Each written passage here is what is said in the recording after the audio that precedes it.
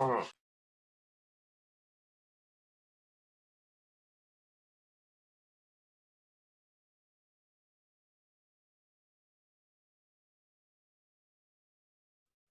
Okay, I'll prod her, Mark. Don't worry.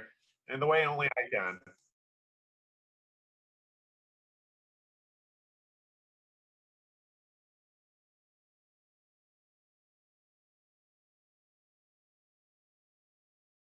1 minute and 35 seconds, Mark.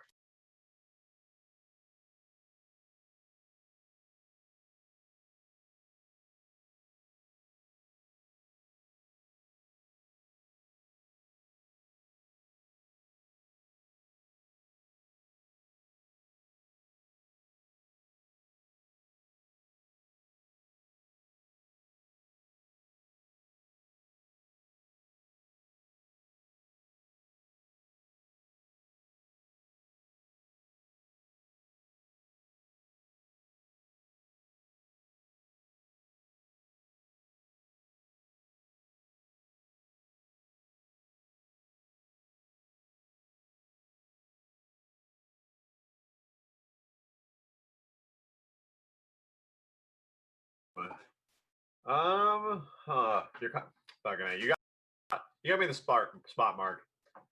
I'll think about something for next time to inspire you. Just be your beautiful self, Mark.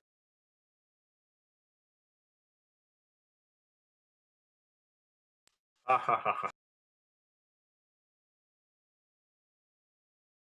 right, that's point of inspiration. Just bringing that humor to the stream. I love it.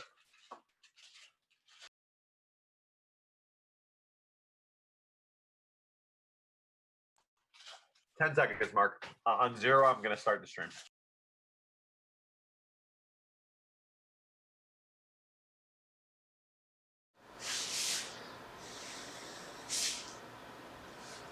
Hello, Internet Land. Hello, Twitch. Hello, YouTube. Hello, Facebook. And to all of those of you that are joining us on Zoom, a special thank you, because that's where you can really come in and participate and get the good feedback. We can see you, have that direct interaction. If you're out there on the streams and watching, that's great too. Please, we hope you're working along with us. And what I'm doing here is my workout, what I need to do for me, inviting you in to join me, and you can learn a few things that are great for yourself, right? I come here every Tuesday and Thursday, and I dedicate about 2 hours to my exercise and self-care issue, and to share that time with you, bring you folks along with me as best I can. Today, in our last session, we missed the upper body work altogether. So that's going to be a little bit emphasized today. We're going to start with base setting. As always, that's a little bit of pelvic tilt and chin to throat. From base setting, we're going to go into some neck and shoulder self-care. Again, great for postural remedy.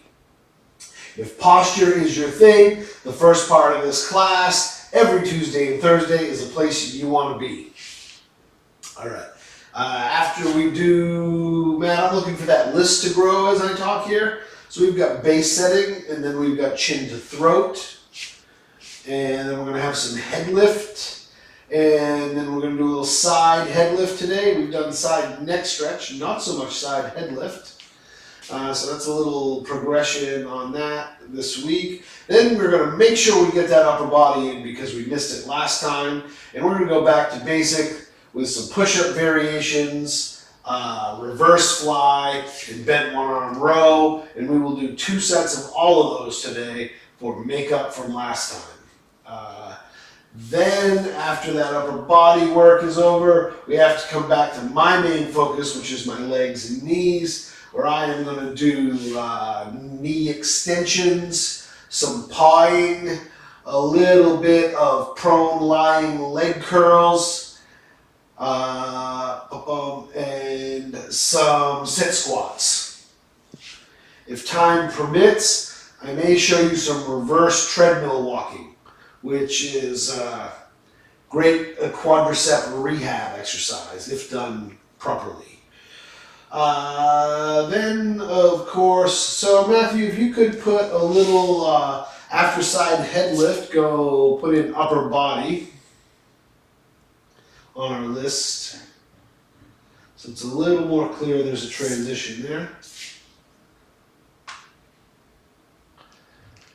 Alright, upper body. And then our final segment is self-care, where again it will be primarily knee focused. You know what, on those legs, Matt, today I'm gonna throw in a stretch or two there. So those stretches I'm going to want to hit under the leg, we'll put them under self-care. We're going to do hamstring and lunge.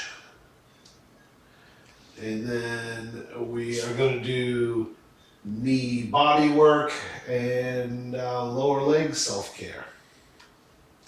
Yeah, that lower leg self-care, basically we're going to do some body work and some massage techniques for the lower leg. For those of you out there who have circulation issues, are possibly pre-diabetic, really a regular, committed self-care program. I don't know what the hell that was. Just a minute.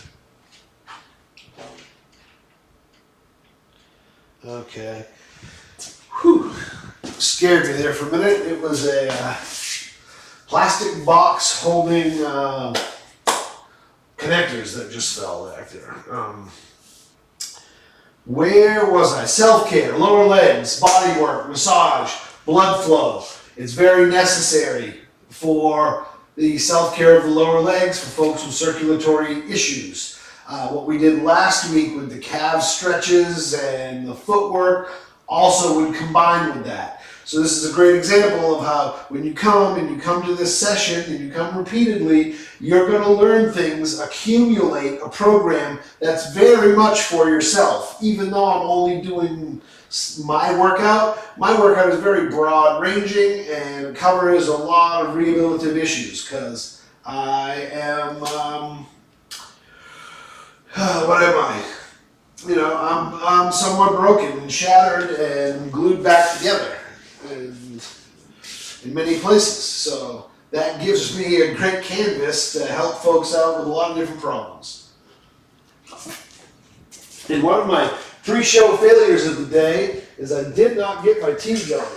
So I'm going to have to just put a kettle on here because I ain't making it. Internet knows me, knows there's no point in any day where I'm going to make it through 2 hours without tea. All right, we've got that done. Going to come over here and get things started. Bring in the towel. I'm going to do these from the other side today. Normally I've had my head down at that end. Just going to mix it up. Matt will tell me if it's better or worse. It'd be great to know where some of you are from. If you want to chime in on the chat there with Matthew and just tell him what city or town you're in, maybe what country you're in, that would be great. I'd like to know a little bit more about who's out there and what's going on. Again, we solicit questions. We welcome your input. We have VR in the chat again, and looks like he's from Toronto. VR from Toronto. Hey, VR, welcome back. Hope you're enjoying the classes. You've been to some fairly regularly. And I hope that you're, participating and doing some of the work and feeling the benefit. If I'm just plain old silly goofball entertainment for you, then why, that's fine too.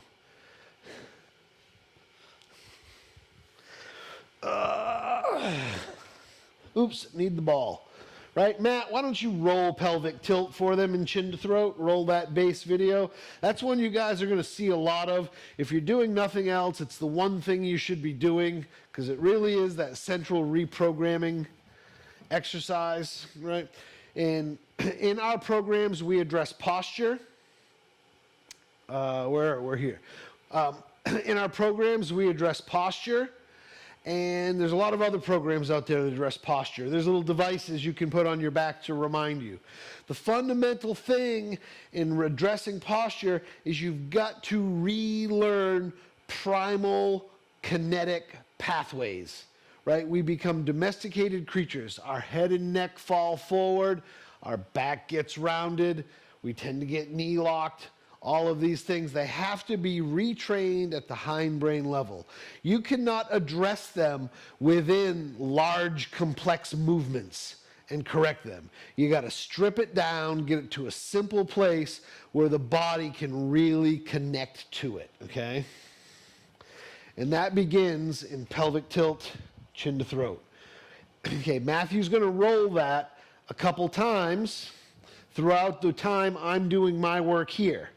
Okay, you see I have a ball and my feet are not down. Again, for those that are new, my knees don't bend. I need the ball for support. All right.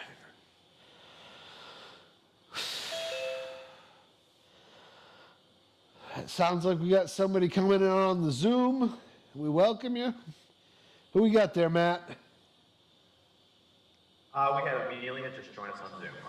Hey, Amelia, sister, what's happening? Hello. Thank you for jumping in.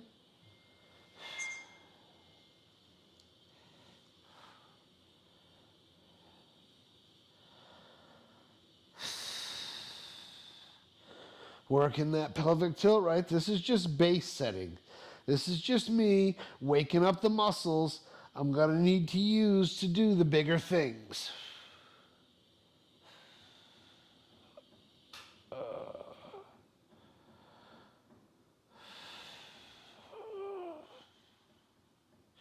Breath connected to the movement. And for those of you that are regular, you're going to find out that some days I'm like really on and super instructor-y and giving all kinds of information. And other days I'm going to kind of fade a little bit to the back and I'm not going to be so detailed, just attending to my own thing, okay?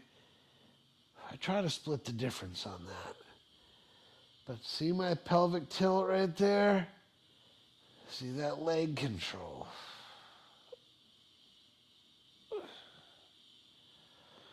Remember, no glutes, no butt activation on this. Just get that pelvic tilt.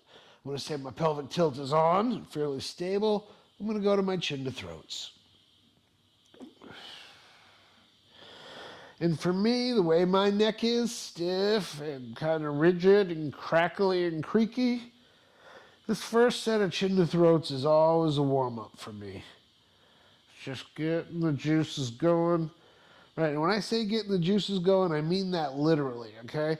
In all of our joints and throughout our muscular system, we have what are called bursa. Bursa are little sacs that create and excrete oils into our system.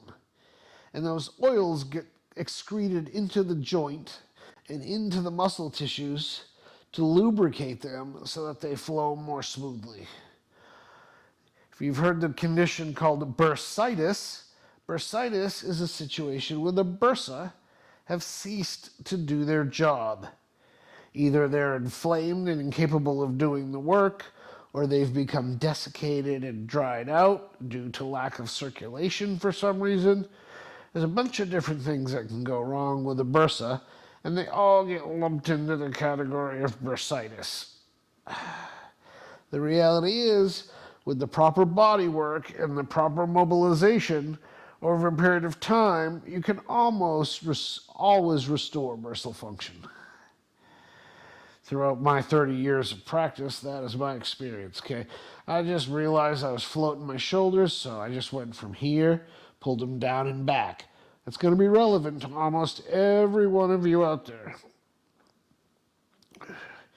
Got a really strong pull up the right side today. Just if you think of your spine, we have that line up our spine. That's the tips of the posterior process of our vertebra.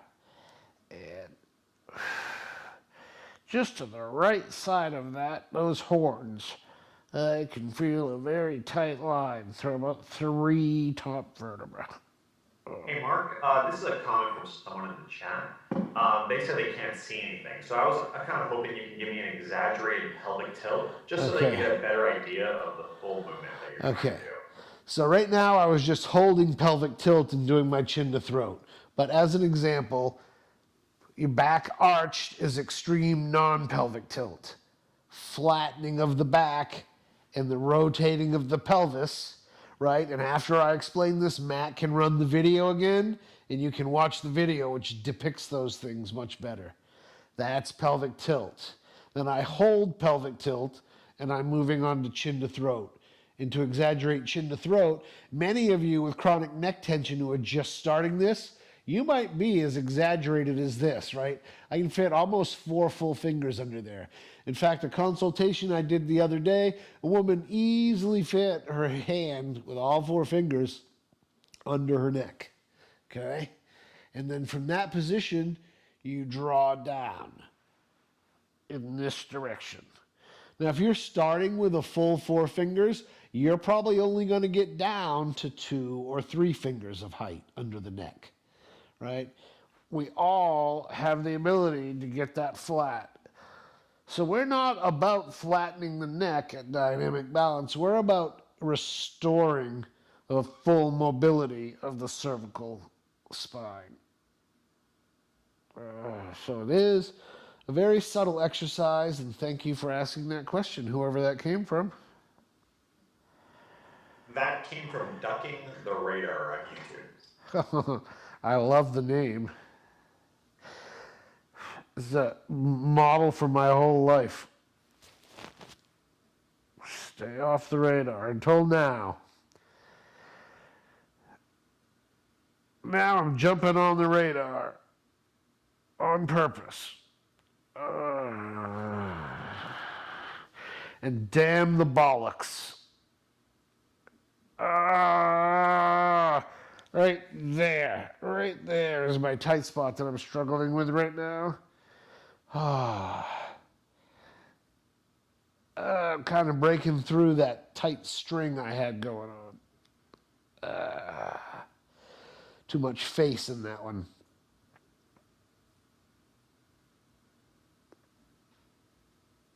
All right. I'm going to do a little limited version of some arm swings here because I don't want to get all the way up. But I do want to clear that neck, okay? That was set 1, chin to throat. I'm going to come back to my pelvic tilt, right?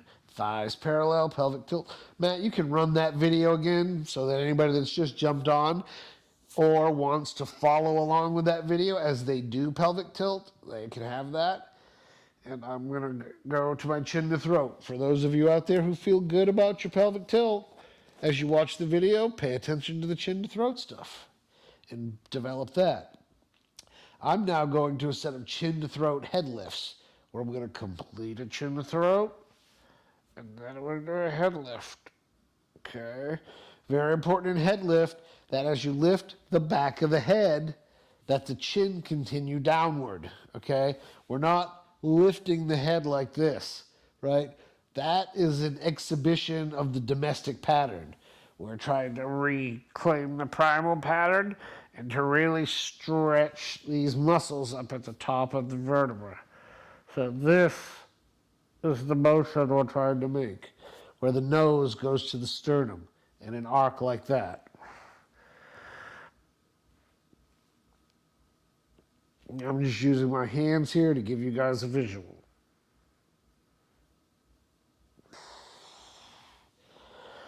Chin to throat. If you can't lift the head, just go, try to lift the head. If it doesn't break tension, that's all right. You're getting stronger for the trying.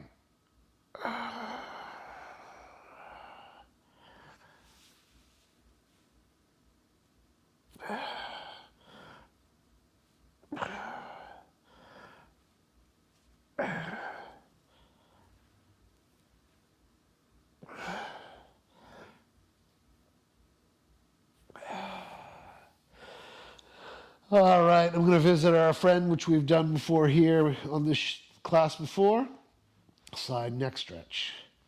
Face is flat to the ceiling above you. We're not going to roll. Goddamn cable. We're not going to roll the neck, right or left. We're not going to let the chin jack up. We're going to go into chin to throat, face flat, up and over, pulling a rainbow arc, not a hammer down. And stretch away.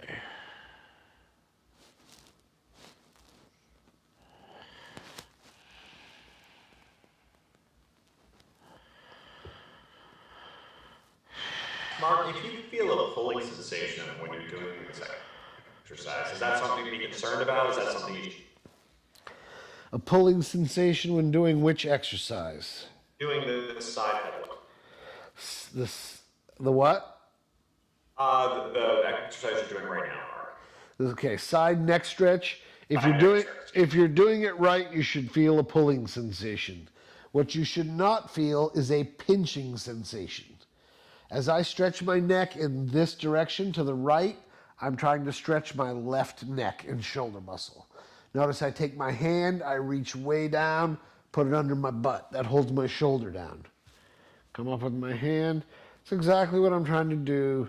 Let's create a pulling. Notice I've let my legs relax a little bit. I'm not holding them so tight because I don't want that tension in my body.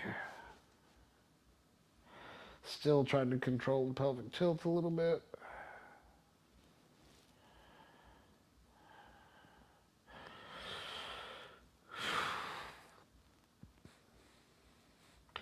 Notice that stretch releasing tension.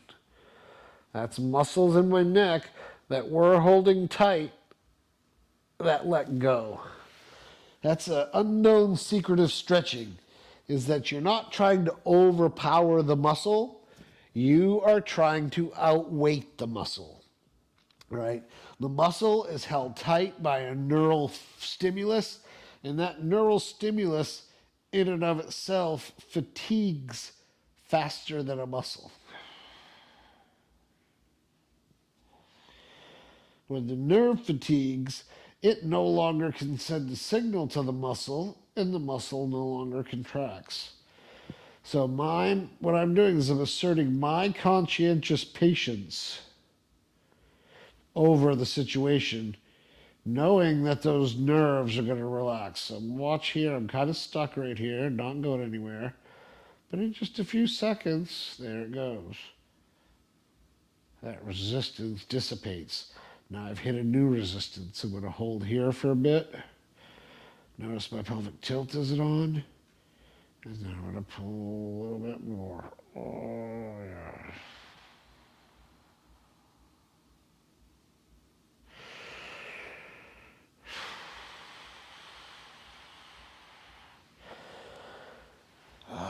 Breathing. Let's touch on breathing again, okay? I opened one of the earlier classes with a big bit on breathing and how if you do nothing else, you got to breathe, right? And that is so very true. Breathing centers us. Breathing relaxes us.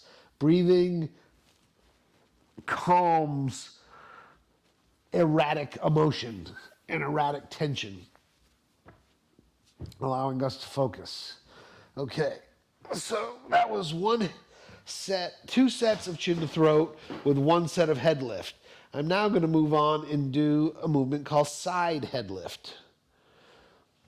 And this is a little more challenging for those of you at home with neck issues who are just now coming to this program. I would like you to focus on your chin to throats. And if you've just started head lift, continue on your head lifts while I do these side head lifts, because they are a little bit more challenging and you really should have some good competence with those basic exercises before coming to this one. Okay? Again, it's face, because we're now in a different plane. It's much harder to hold chin to throat and keep everything in place. Stretching down, feeling the stretch. I'm going to take this hand down and away to anchor the shoulder. And from the tip of this shoulder up through my neck, I'm going to initiate a head lift. It's not going to be a small little motion done right here. It's going to be a very big, long motion.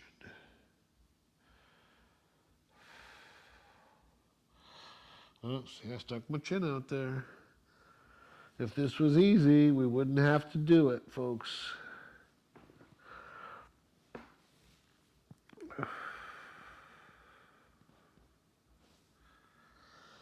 If it's easy, everyone would do it.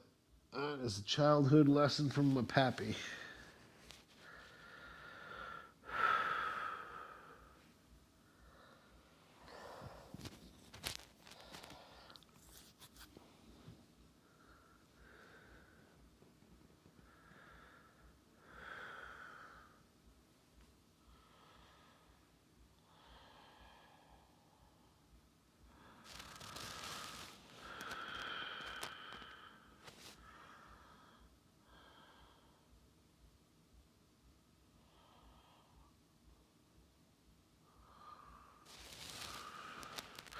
That one felt a little limited, maybe isolated to only part of the neck.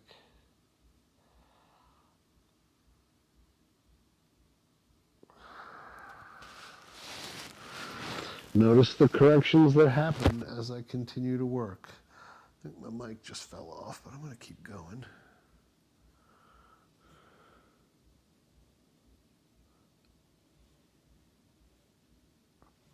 This question's from Ducking the Radar again.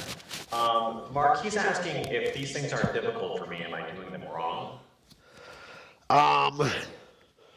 No, you just haven't yet learned to do them right. Doing them is the right thing, and as you get better with them, right now there's a lot of resistance in your body from old reflexive patterns. The work you're doing is to overcome those old reflexive patterns, okay? So keep doing what you're doing. If they're difficult, if they're easy, you don't need to do them as a general rule of thumb.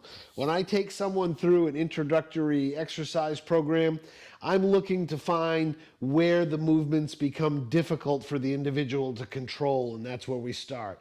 If you can already control something handily and easily, then you've already got that. You don't need to work on it. We look for where the work starts. So as I was just saying before I started that side head raise, if this is difficult for you, like you saw me having to constantly correct my chin to throat during that motion, you need to be able to have the ability to correct chin to throat lying down in order to be able to do it lying on your side. Because when you're on the ground, you've got your head on the ground, you've got your shoulders on the ground, there's a solid kind of zero reference point. When you're lying on your side, you lose that zero reference point because you're not touching anything. Okay, so I'm going to move on and do the other side. So progress slowly. We talk a lot about threshold in this class. I'm trying to, what was his name again? Off the radar? Avoid the radar? Talk to me, Matt. I'm sorry, Mark, you didn't come through there. Could you repeat What that? was the gentleman's name I'm talking to? Ducking the Radar. Ducking the radar, yes. So ducking. The point is threshold. If it hurts, don't do it. Pinching, stabbing, binding pains, not good. Stretching, aching, working, crackling, those are all acceptable things to work through. Your threshold threshold has a pinch and pain factor. Threshold has a how much work can you do factor. So you want to work, you want to consider your physical ability threshold. Can I do this motion accurately? And then you want to make sure you're within your intensity and volume threshold. You don't want to do too much and you don't want to do it too hard.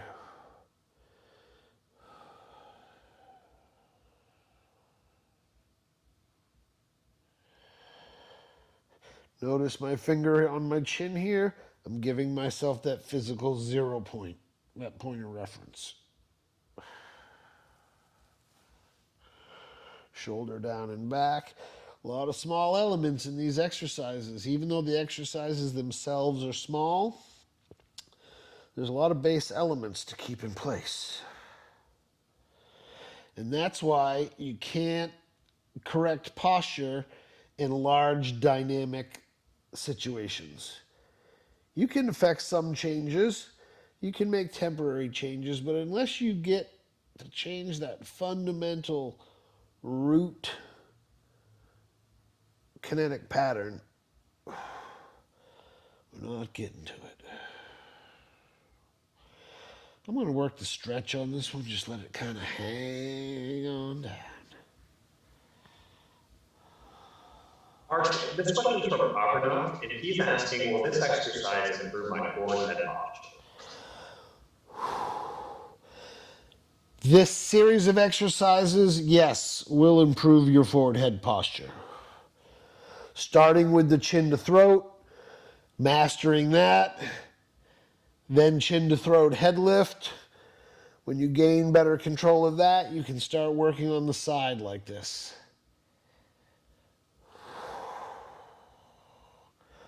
All right, I'm going to call that right there. I'm going to sit.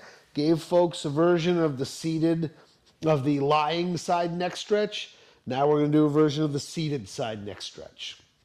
So yes, as alluded to at the beginning of this class and several other classes, this first part of the class, if you have upper body posture issues, this is the place to be. You will learn exercises that directly counter. Okay, counter training is a dynamic balance coined term. Okay, I coined that term 20 years ago. Counter training. Everybody knows cross training. If you're a runner or a cyclist, you do the opposite to enhance that central cardiovascular system. You're doing two different things to accentuate the same system. In counter training, you're doing something opposite to accentuate a system that is de-emphasized in daily life or has become excessively dominant. For instance, the rounding forward of the shoulders and the falling forward of the head, the counter training for that is chin to throat. The counter training for that isn't to lift your head, right?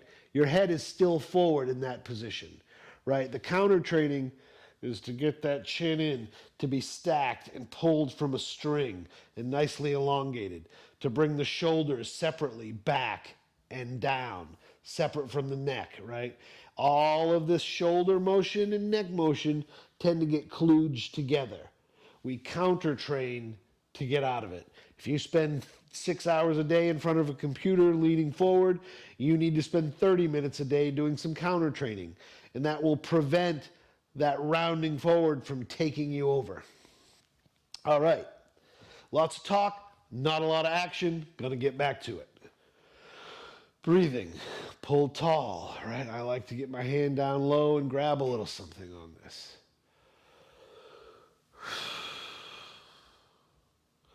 Get square, chin to throat, fucking microphone, bullshit. Sorry for that little profanity there, folks, but trust me, I'm holding back all morning.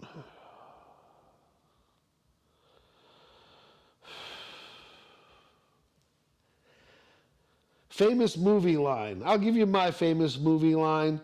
I'm interested in everybody else's favorite movie line. One of my favorite movie lines is from Good Will Hunting, where Matt Damon is talking to Robin Williams and they're in the shrink's office. And he said, my dad used to offer, I can't remember the quote exactly, but Damon says, my dad used to offer me the belt or the wrench. And Robin Williams says, why, of course you chose the belt.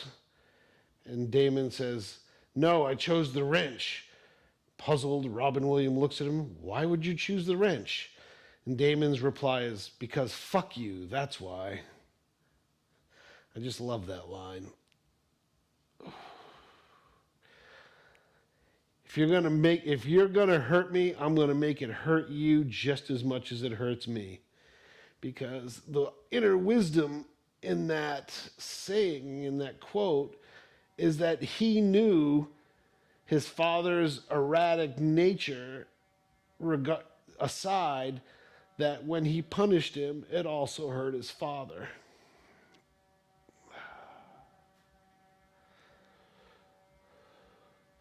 Anybody else offering up any lines out there, Matt? No, but here my favorite quote is, "I am your father." Luke, I am your father. I would expect nothing less from you, Matt, to pull from the nerd canon. For those of you who don't know Matt, Matt is an extremely capable technician and technical god of my universe. And without him, we wouldn't be doing any of this with you. Okay, and I just didn't transition. I did side neck stretch. I'm feeling a need. This isn't on the list, but I'm going to do forward head stretch. The reason I wasn't Yes? Okay, I've got some barking coming in at my speaker. It keeps thinking someone's talking to me. So I'm going to do forward head stretch here. This is one to approach very, very, very carefully. And Matt, I want you getting a little bit of front, but a lot of side angle on this as I do it, okay?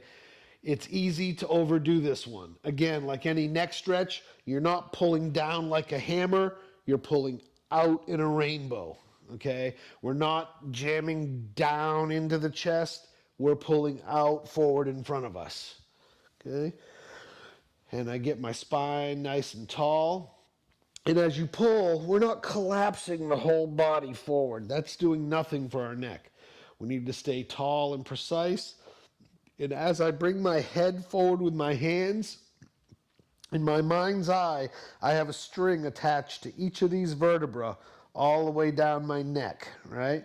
And as I pull my head forward, I'm sensing each of those vertebrae being pulled upward. Technically, I'm kind of pushing them upward, but that's the juxtaposition of force we're looking for here. Coming down, pushing up, coming down, pulling down, pulling out this way. Sorry for my voice, but my heart board is kind of compressing into my trachea, and I can't really get it talking very well. But this is one way to know that you're doing it right. If you feel any particular pinching and pulling in the back of your neck, you really should stop this, because that's not what you want to do. No pinching, no binding, or other sensations of that nature. I wonder if I can do more in this voice.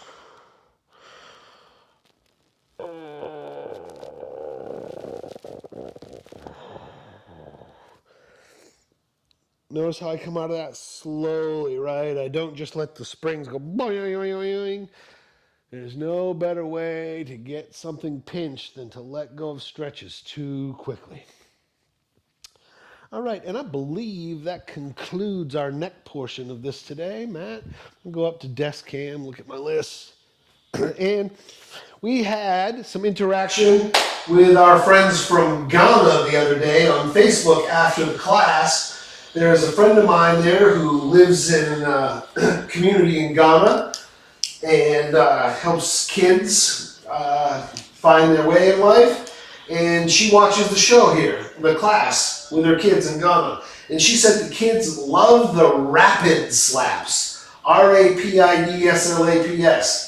Which brought me that I need to point out, they're called wrap and slaps. You're wrapping your arms around your body and slapping your shoulders. Right? Again, they start out slow. The first thing is you need to be relaxed, right? You should be able to be relaxed with your hands hanging loosely by your arms. Okay? Oftentimes when I approach this, I can't see any of you out there. Again, if you want to get detailed instruction, come on the Zoom, okay? But I often approach this exercise and a person's arms will, because their shoulders and neck are tight, will be carrying tension. And they carry themselves kind of like this. And you ask them to do rapid slaps or arm swings, and the motions start very mechanically. If you feel like you're doing these mechanically, the first thing we need to do is get you to relax, right? Throw that hand on the floor, loosey-goosey. And the other, you want to stay tall and pulled from the string. I just caught myself leaning over there as I looked into the monitor. Then you put them together and you just throw that water to the floor, doing those loosey swings. Each time you throw a hand down, you want to feel it pull up into the neck. If that's not happening, you're not relaxing your shoulders. There we go. There I'm feeling the pull. Weight is on my forefoot, knees are soft, pelvic tilt is on, and chin and throat is in place. Rapping and slapping.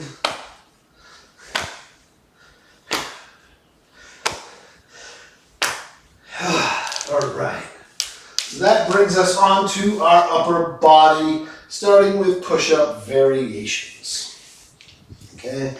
Push-up variation I'm going to start with off the bat here is going to be really simple. I'm going to pick this height an object, and I'm just going to start and warm up.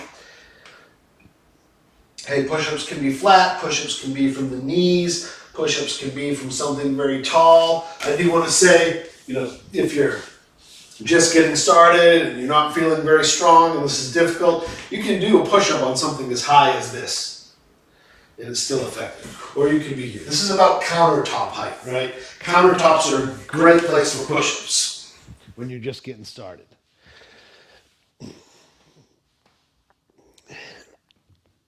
All right, my hands are solid and stable, slightly wider than my shoulders. Shoulders are down and back. Pelvic tilt is on, chin to throat is on. We're not trying to get our face down to the table. We're trying to get our chest down to the table. And even if you're just doing this much of a push-up for right now, that's all right. Because everybody starts somewhere. Shoulders are very crackly today, I have to say. So I'm just going to do what feels good for me here. I got my feet slipping, so I really have to, as my feet slip, I really need to engage my core and my pelvic tilt, or my feet are going to slide away on me. Just like that. See that? Can't be having that. No, no, no. We must adapt. How many folks we got out there today, Matt? Mark, we have 21 viewers. 21 viewers. Well, that is just great. Where are they coming to us from? I don't know. Let's see what the chat has to say. Let's see if they'll check those feeds, Matt.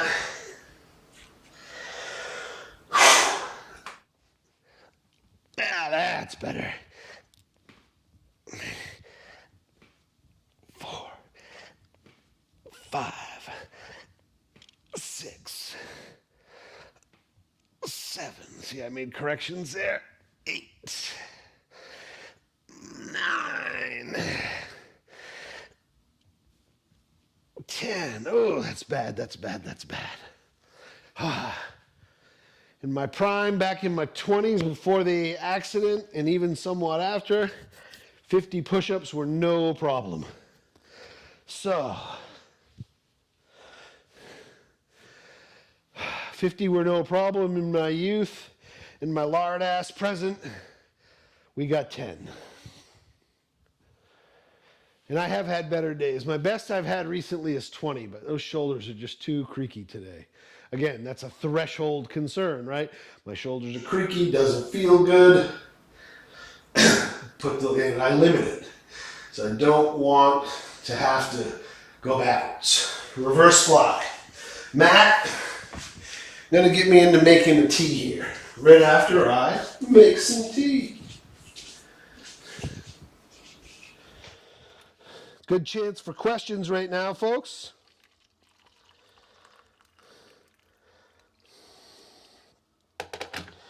Questions, thoughts, comments?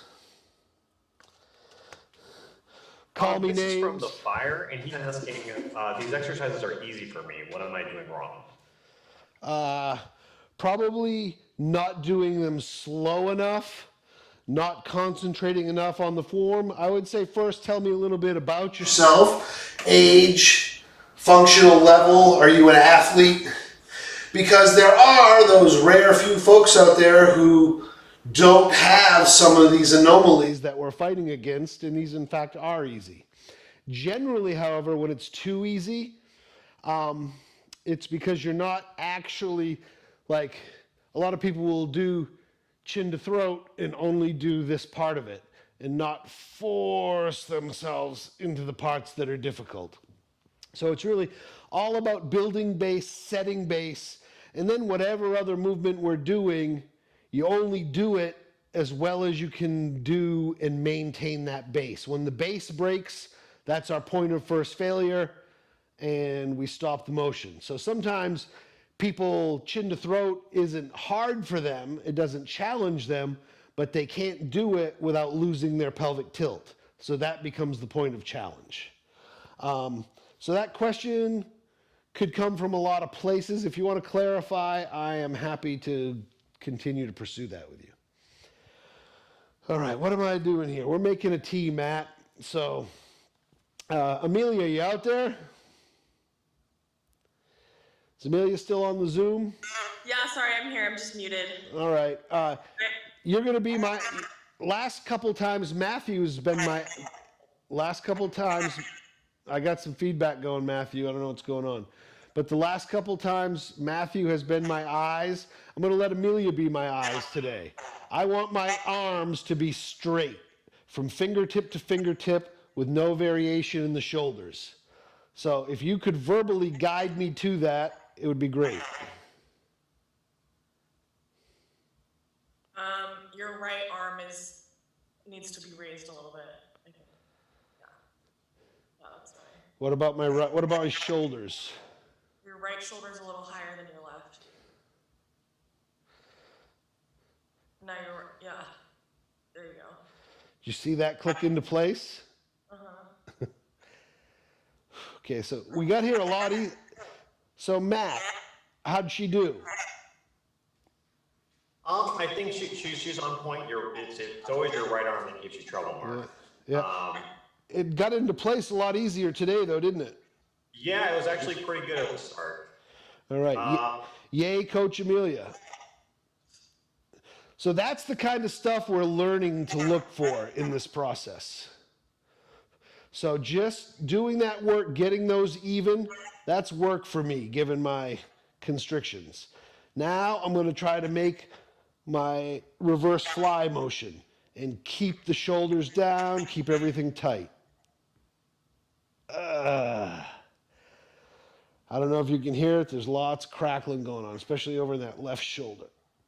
You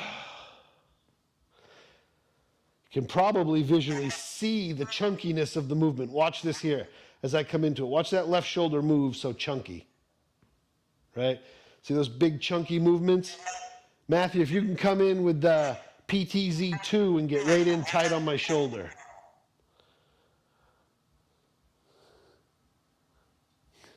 So I don't know if I'm still level or not. Level me off first, guys. All right, Mark, let's see. Let's get that right shoulder down. Let's bring it down a little bit, Mark. And then, all right, now, and I want you to very slowly push the right elbow up while keeping your shoulder in the same position. Ooh.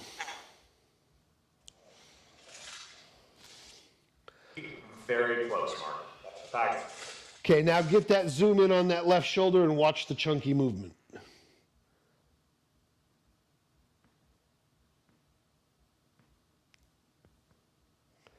Okay, I'm having you isolate that right now because it's going to change. As I get better and I get stronger and I get these shoulders rehabbed, the movement will smooth out. Right? There's a lot of cartilaginous restrictions in there. Probably some bone spurs, things like that. Whew. So that's my step toward reverse fly. I'm going to take a break, and this is without warning, Matt, but I'd like you to pull. I've got some wicked feedback going on somewhere. I don't know where it's coming from. That was just Amelia's mic. I turned it off for her. Okay. But it was just we were coming through her sound. Okay, I got it. Figured it was something like that. Matt, if you could run the reverse fly video for folks so that they can see how to do it all the way in that forward position. This video covers make a tee. It gives you some highlights of how you should be setting it up yourself, right? Some of you are not going to be challenged by what I just did, but if you follow this through, then you will be. There's a lot of you out there that might do reverse flies with 30 or 40 pounds right now, right? If you want to send me a video of you doing those reverse flies with 30 or 40 pounds, I'd love to look at them. Most likely, you've got some fundamental kinetic flaws within that exercise. And what we're doing in this version of the exercise is stripping it down to its very basic elements, making all of those elements good and accurate, and then progressing toward those 30-pound reps, not starting with 30-pound reps and trying to correct within that, what I would say, complex, noisier environment. All right. Looks like Matt's got that up there. Gonna let it roll. I'll watch it with you for a little narration. Reverse fly. And this is the lovely Tiffany, my assistant apprentice. And she doesn't have the shoulder restrictions I do. This is a much more graceful and complete version of the exercise. All right, see the slight bend in the arms? They're bent and fixed into position. They don't jangle all over the place. Pivoting forward from the hips. Notice how the line from her hips up through her ears remains mostly a straight line. And then the motion is the retraction of the shoulders. All right.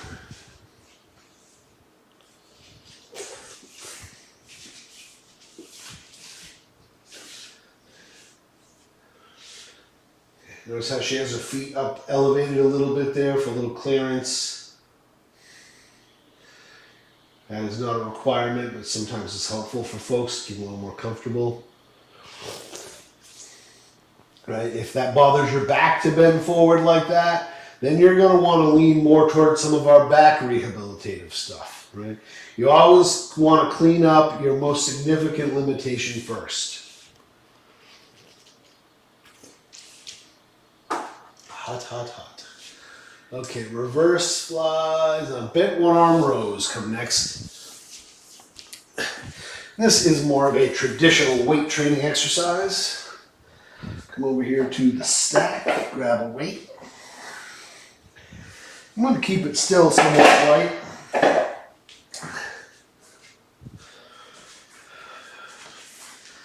All right, I'm going to do this one right here. Come on over when you're down. Bent one arm rows. A million people do them. Everybody that lifts weights kind of knows them. Most people do them wrong. Okay, there's a lot of fundamental elements here, which I will address right now. First of all, feet.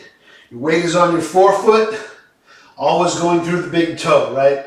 We tend to roll out on our feet over time. We need to relearn that control center of that first knuckle of the big toe right there. Right? And then we bend forward. And you want to be in a position where your back can be flat in that nice straight line. Pelvic tilt control, chin to throat control, strong arm supporting. Kind of got equal force going to all 3 points. You don't want to get too pinched up so that it makes you round your back. And you don't want to get overextended so that all of the weight is forward on your hand. You want to be neutral so that at any point you can come out of this. And I'm just using the 10-pound weight here. Again, because my shoulder situation is very much a therapeutic one. You see how my elbow barely gets up above my back there? right? At full strength, I should be able to get that way up there. Right now, I have to throw it up there. But I want to get strong so I can pull it up there. And the pull goes over the back like this. I'm picking a spot somewhere above my spine, and I'm trying to put my elbow on it.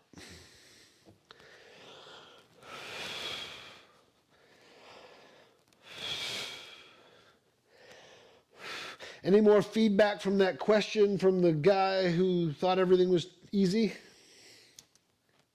No, but I have a random question from the fire, and he's asking what type of tea do you like? What type of tea do I like? Black tea, English breakfast, primarily.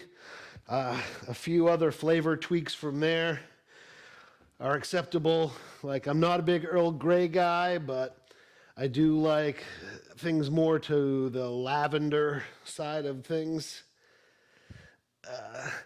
Some brown rice genmai cha is a good substitute, but I've tried a lot of different ones. Russian sip tea I kind of like a little bit. Anything that's rich and malty and strong. Mark, he has called you a psychopath. No sugar, no milk. That's the greatest compliment I've had all week. Thank you. Well, I like my coffee the same way. I like it just black, no sugar, no creamer, nothing. I have never taken a sip of coffee in my life that I have not spit out. Yeah, it's an acquired taste. I remember my mom gave me coffee when I was like 6 or 7. I was like, hey, what is this? And she let me try it, and then I never wanted coffee again until I was like 18. I've tried, even in my 40s, I've tried, and I just can't do it. Even like coffee ice cream, I don't even like it. You know you hate coffee when you can't eat the ice cream with the coffee in it. Yeah, I actually rather like the coffee ice cream.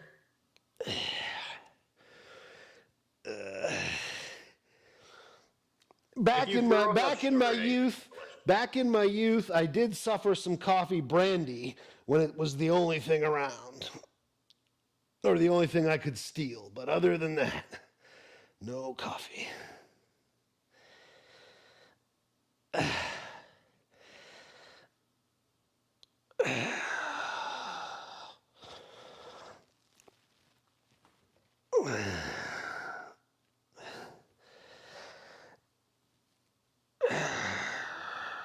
Anybody counting out there? Oh, we just had a great example of how I'm a shitty counter, because I didn't count the first one. But I'm really just... Yeah, I'm counting, Mark. That's 2, so 3. You so funny, Matt. Actually, I'm sorry, I lost count. That's 1 again. I laugh only because that's what I do to my clients when they don't count, to try to teach them to count. My rule with clients is, trust me, you want to learn to count because I'm really bad at it, and you'll end up doing way more reps. Rapping, slapping. Yeah, so I'm just really doing those to fatigue. That's my focus. If you do every set of exercises you do to the point of fatigue and you can't do anymore, you don't need to count. You do need to watch your mood and your state of mind, because when you're kind of down and your game is off, you're going to get to fatigue a little more quickly than when you're super zealous. So when you're a little bit down, you kind of need to dig a little bit deeper. Okay, I did 10 on the last set. I am going to do 15 on this set. Right? So that's just making myself accountable there. All right, so here we go. And 1, 2, and 3, 4, 5, 6, 7, 8, crunch, 9, 10, 11, 12, 13, 14, 15, and 1. to grow on. Whew. We always have more in the tank than we think. Sometimes when we call ourselves out in advance, by setting that goal, we get a little bit more out of ourselves. Whew. All right, back to some reverse flies. This time I am going to just set my T and make the forward lean. Hey Matt, did Rue show up today? Rue did not show up. Oh, I'm going to flog that dude.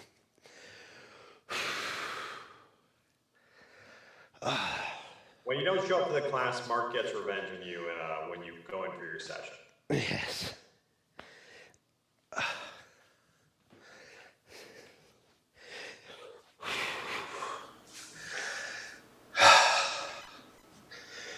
All right, Matt, I'm going to come up, and my goal right here, folks, is to come up and be in that perfect position. Anybody who's watched me in previous weeks, 3 weeks ago, The first time we did this, I had all I could do to establish the position at all. Shoulders down and back. Chin to throat, pelvic tilt. Really got to keep that right shoulder down and back. Extra effort in my mind right now is going to that right shoulder.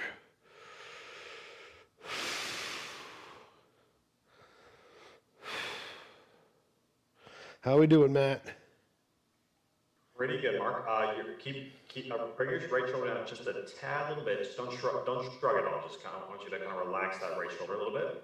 All right. Now hold that there, and then I want you to pretend like a string is pulling up your right hand elbow up towards the ceiling. Now just do ever so slowly. Keep that right shoulder down. Keep that right shoulder down. I don't want you to go any further if you have to raise your right shoulder. Okay. So I'm going to take it down, and I'm going to just do the reverse fly.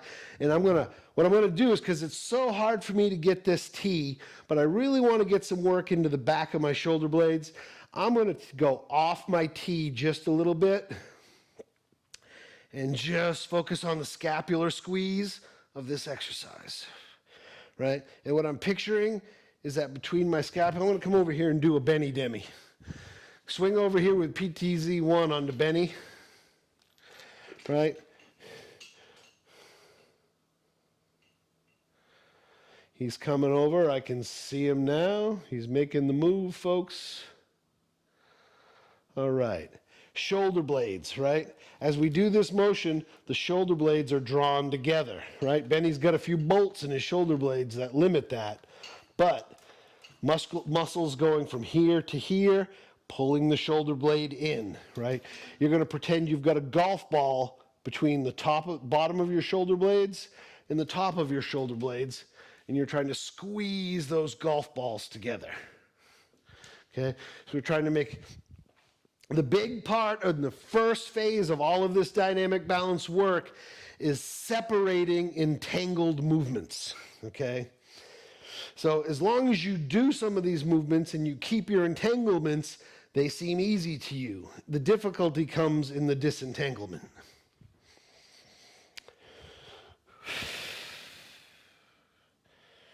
Ow, my fucking knee. Whew. My knee does not like that forward pressurized position anymore since that fall. Now you notice I'm not getting up to parallel in my arms, okay? That's pretty weak. When I get stronger at this and my shoulder motion gets back, my elbows should be coming up above the level of my shoulders. So if we draw a straight line across my shoulders and that line goes out to infinity, how high your elbows are coming up toward that line is a reflection of how well you're doing with it. Right? And right there, I don't have a full T, and I can't get my elbows up above that line without cheating like hell. It makes a pinching, grinding noise in there. So that's what I'm working through.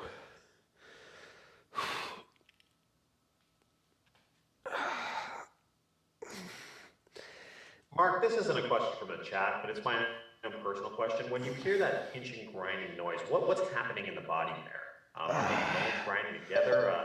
What's happening? Well, me in particular, There's been a lot of re-injury of the shoulder throughout my lifetime. Motorcycles, football, climbing, falling out of trees. This arm has been in a sling because of the shoulder probably 7 or 8 times. And what I've got, as you can see on x-ray, are tiny little bone spurs developing, and I got a lot of really tight, inelastic cartilage. In the process that we're doing here, first you restore the elasticity to the cartilage, and then as you regain ranges of motion, and the body needs that ranges of motion, there's a lot of evidence that bone spurs can be resorbed, as long as they're not too old and too dense.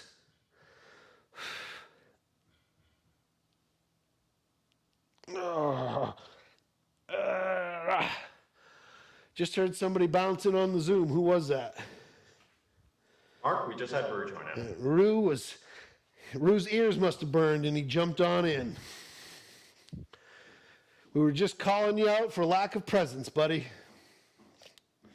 Well, we're glad you're here now.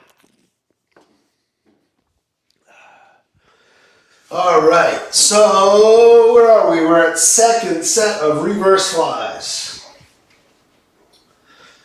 I'd like to take this time to thank you all for being here and keeping me on my game. My weaknesses in life is putting any attention to myself, right? I've done some neuro-linguistics. I know my problem. I know that I self-neglect, but I have not been able to transcend that self-neglect. Therefore, I publicly commit to being here for you, and I got no choice.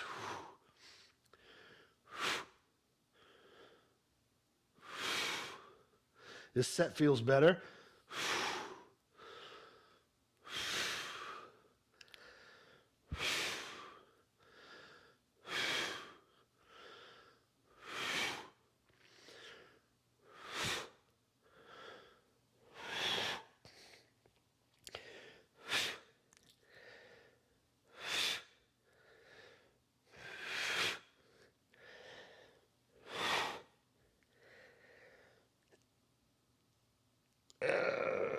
Really start to work that top before I fatigue out and don't have any left for it. Notice I do these 3 little pulses at the top. That's getting me more contraction than I would have otherwise gotten with just a single phase contraction. Getting a little bit deeper activation of some of those rhomboids up there.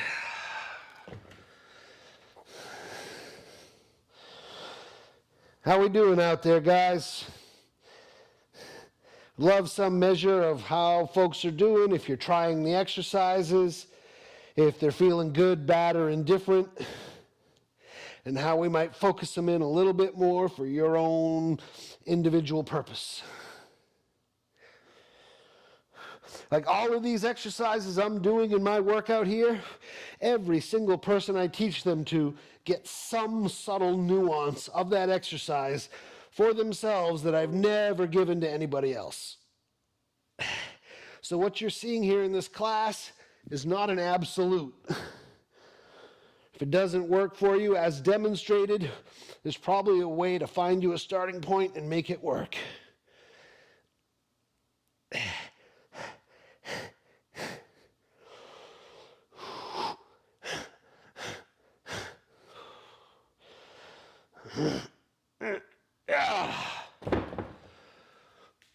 Mark, I have a question from Ducking the Radar. He's asking, what if you can do different, your 2 sides of the body are not equally strong? Should you be doing the same amount of sets for each side? Whoa.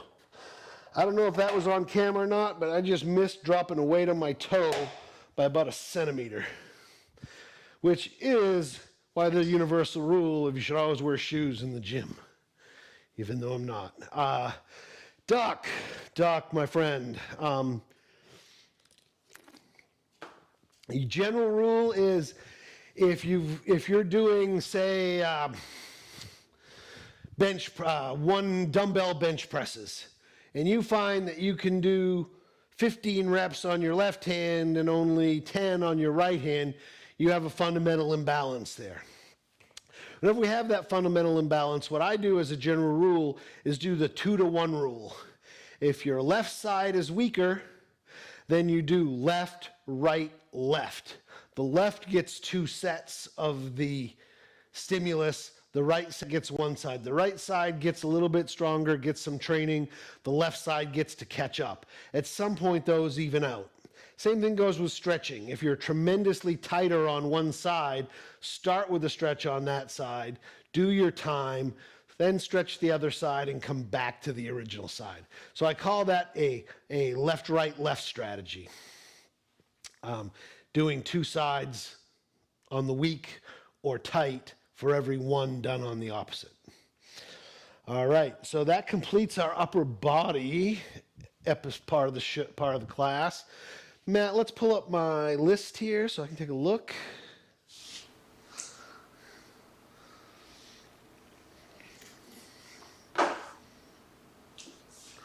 Matt, I'm looking for the list on the right-hand screen. Okay, that's right. He doesn't like to put it over there because it affects the stream. I forget. All right, knees, knee extension, pawing, prone, leg curls, sit squats, reverse. Who the hell made that list? I don't want to do all that. That's a joke, folks. I made the list. All right.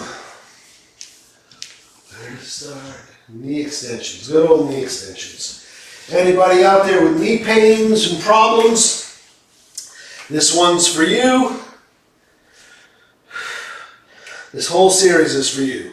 I have 2 knee replacements From an accident a long time ago. I'm not going to go into that right now. It is in the archives. I will address it in the future, just not today. But I'm going to do, and I recently had a fall. Okay, so those of you that were watching 3 weeks ago, I really couldn't do this motion freely, right? I can do it, I can kind of let it bounce, I can be aggressive. 3-4 weeks ago when I fell, I could barely even straighten the leg. I couldn't curl the leg. So now, I'm able to get a nice, full, strong quad contraction in there. We got a zoomer coming in there, Matt. This would be another Rue. You can never have too many. Another what?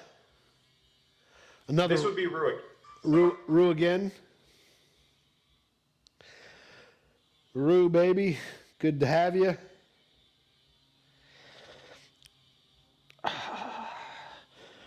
Right, so big quadricep, right?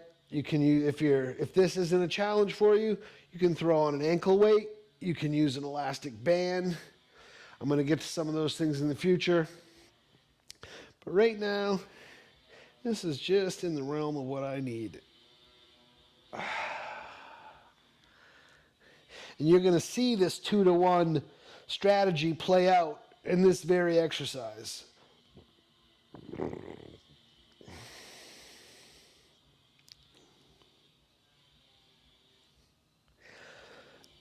Because my left leg is much weaker, has more difficulty than my right, I'm going to do 2 sets on the left for 1 set on the right. 2 parts to this exercise, a full leg extension, then an isometric hard contraction, and then a lift. Extension, hard iso, lift.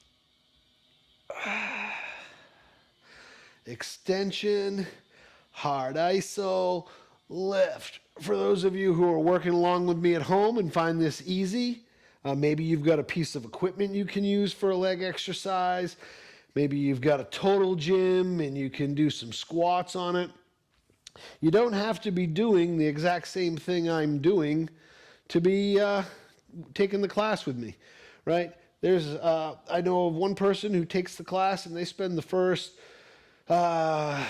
they actually spend the second part of the class on the treadmill. They come and they do the posture stuff and they do their neck stretches and they get a little bit of usually some leg workout. Then they just get on the treadmill and ride it out from there and get their cardio in. learning a few things along the way. So there's my leg extension. Here's my iso. There's my lift. Leg extension, iso, lift. Leg extension, iso, lift. Leg extension, iso, lift. Leg extension, iso, lift. Leg extension, iso, lift. Leg extension, iso, lift. Leg extension, iso, lift. All right. Back to side one.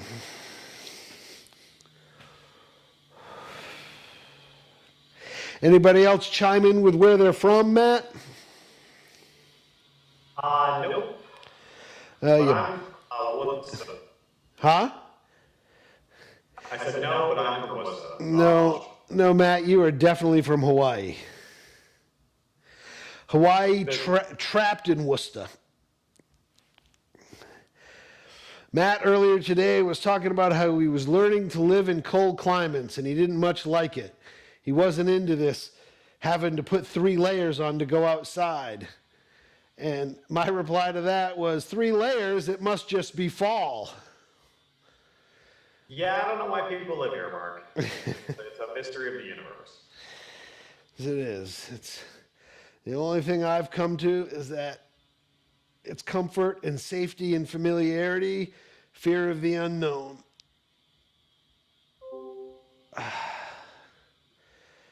And family, of course, is very strong.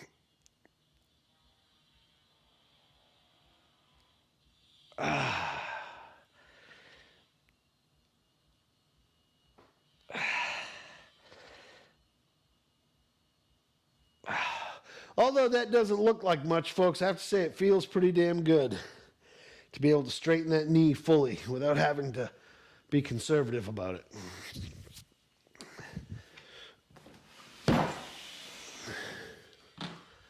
Move over here and set up for my pawing.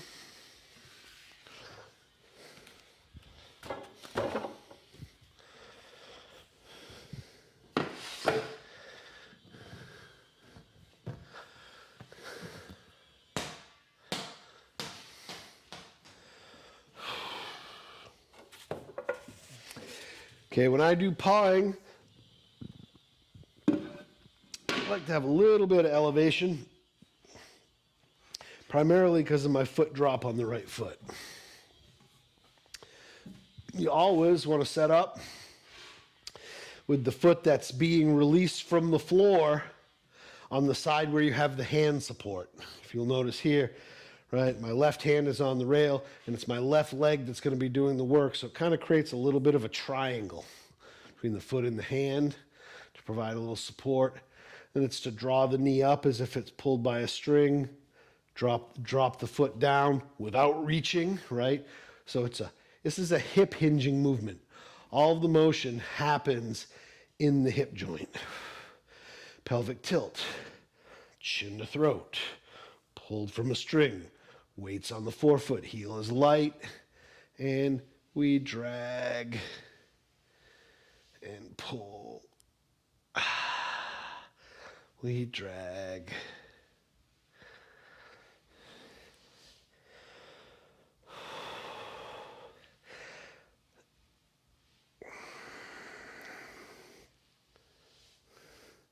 There's a million hamstring exercises out there. Not a lot of them create any synergy or accuracy within the hamstring. With pawing like this, you want a nice straight draw back with the foot from beginning to end. What you'll find in the beginning is you're doing this. People tend to swat outer hamstring, inner hamstring, outer hamstring, and they'll waver through that whole motion. It takes a lot of discipline to control that and quiet it down. You able to get a view of this, Matt?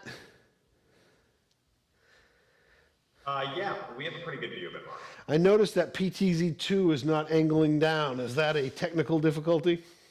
No, we're actually watching you from the table camera. You are. I think if you come in on PTZ2 here, you'll be able to get a nice view down on my foot and leg as it drags. PTZ2 doesn't tilt that far down, so we really only have a side view for this section.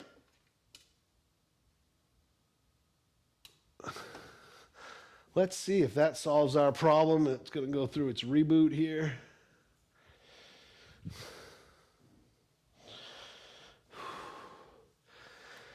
Okay, Matt, go back to that PTZ because I really would like the folks to see that front view of this.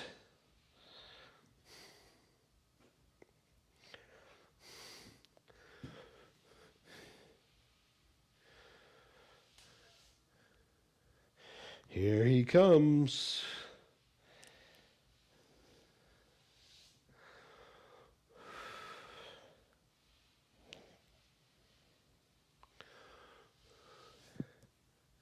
Unfortunately, Mark, that camera it just doesn't go as low as you need it to go. Okay.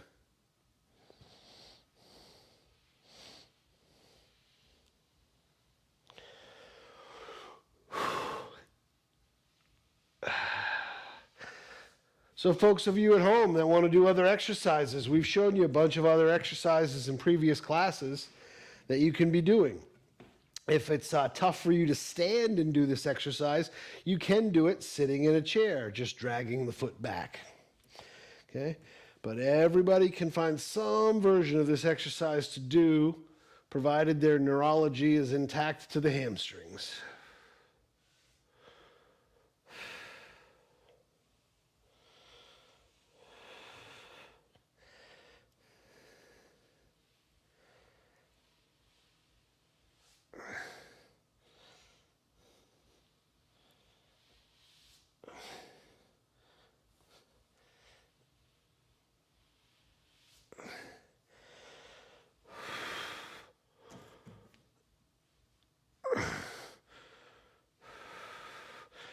Right now, I'm doing the leg curl on my right leg, but boy, there's a big challenge on my left leg to hold everything in place, keep that pelvic tilt on and chin to throat while controlling from the forefoot. Right, that's a lot of leg work going on in that left leg. All right, I'm going to up my ante on my second set of leg curls, right? You're seeing that right, left, right pattern again, where my left is weak. And I'm doing that additional set. This yoga mat is sticky and has good friction and will make the drag a little bit tougher. Possibly too tough. Okay, I'm going to break my rule of opposite side support just so you guys can see this a little better from the one camera we do have.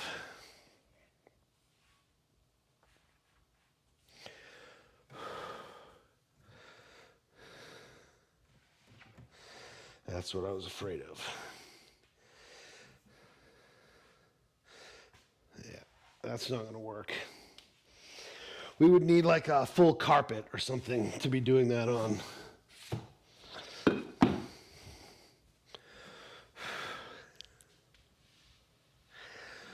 Ooh, you saw that one was a big flash to the outside right when it hit. I want to pull that through straight. Straight. Straight.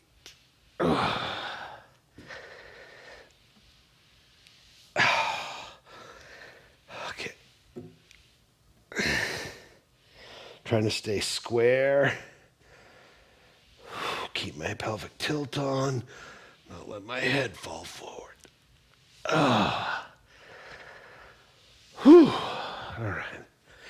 Gritting through it. Thank you all. That's a thank you for being here, folks, because I really hate those. But man's got to do what a man's got to do.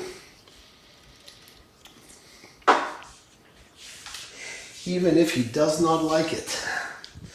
I believe that brings me to leg curls.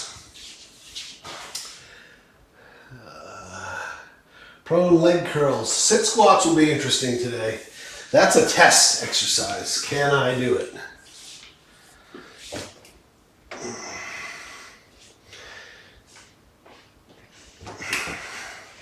Alright. And this is one that I actually know I can't do well. It is a prone leg curl. That's my good leg. Squeezing and holding. And it's my bad leg. I'm just doing isometric squeeze and hold.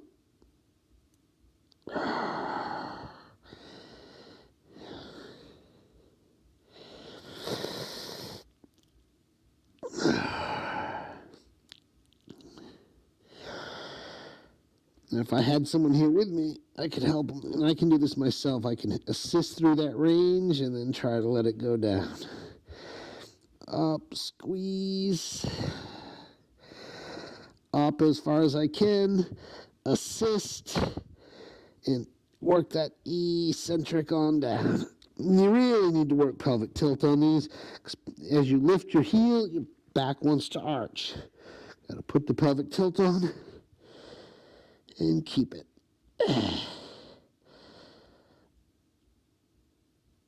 Oh, that one's getting in there. Getting in there good. Oh.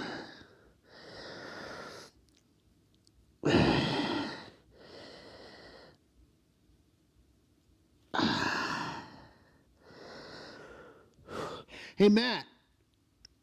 Is it strange that someone having called me a psycho makes me feel that this might be successful after all? I don't think it's strange at all, Mark. The first step to making it on the internet is being insulted.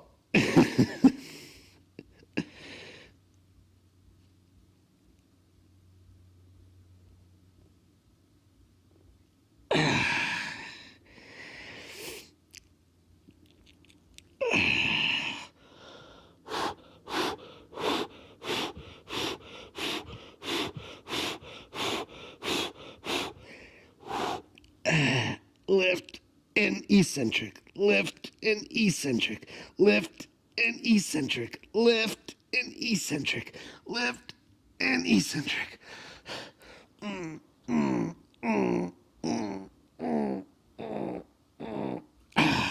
This is what you call bringing the hammer down.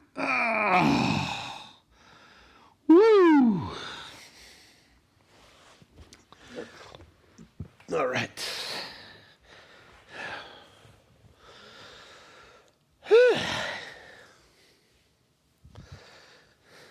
So you can see I didn't really do a 2-to-1 there, but I did do extra on that other one. I can't see a damn thing there. Sit squats, though, are next. Okay. And this is a test of the dynamic balance broadcasting system of my knee.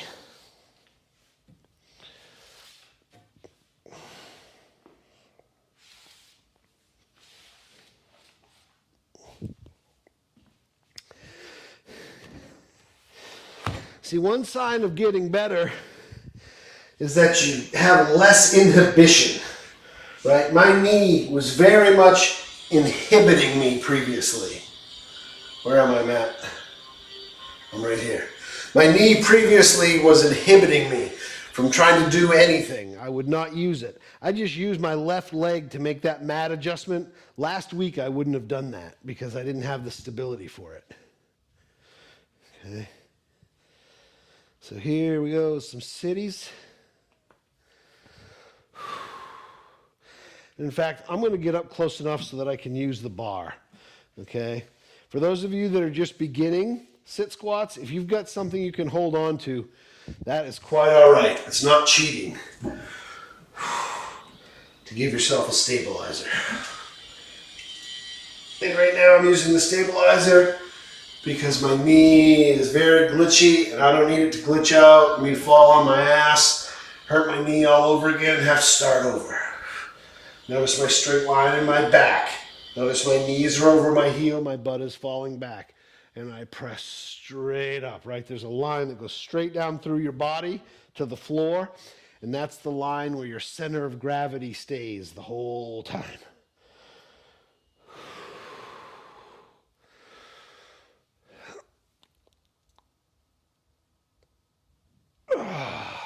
It's not too bad.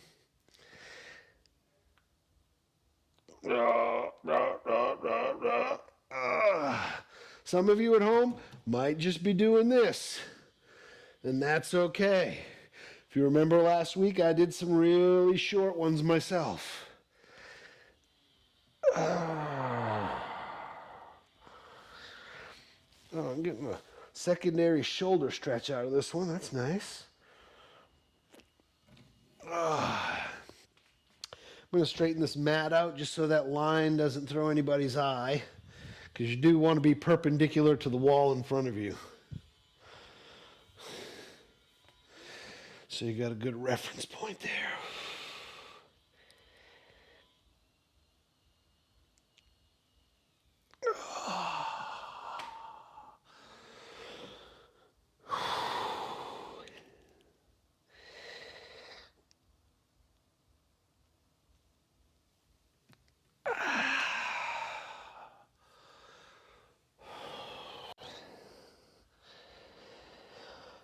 So right now, the limiting factor in this exercise is what am I feeling in my left knee? And as I do it, I'm just feeling what's going on in that left knee. Trying to tease it a little bit forward. Forward forward progress, not forward in any directional sense.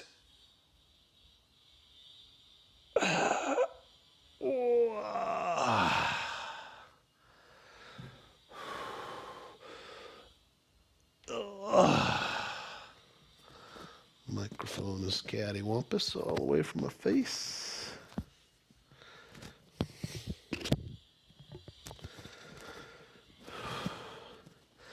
How are we doing, Matt? Give me a time check. We have about 30 minutes left till 2 o'clock. 30 minutes remaining. All right.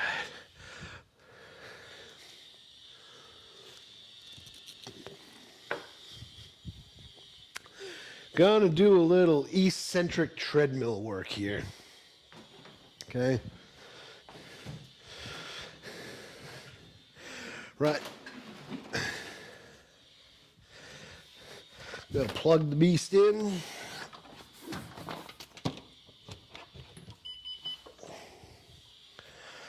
All right. And usually treadmills are used for cardiovascular work. You get on them, you walk, you run, you get your heart rate up. Things feel great. And you expend some energy, you burn some calories. Today I'm using this treadmill for an alternate purpose. And that alternate purpose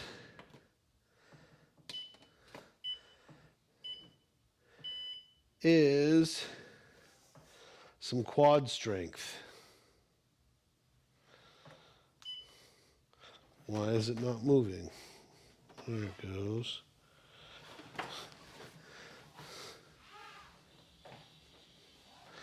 So the idea is you plant the foot and then you ride forward.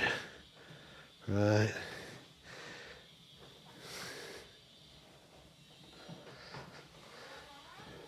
Hamstring eccentrics. Right, there we go. Since my left leg is my primary concern, what I'm doing is I'm fighting that belt, trying to slow it down. And as I do that, it pulls my hamstring into an elongated position.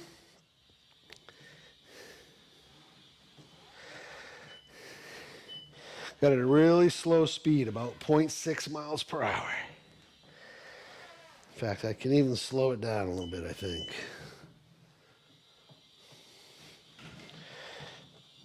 Oh, yeah, there we go.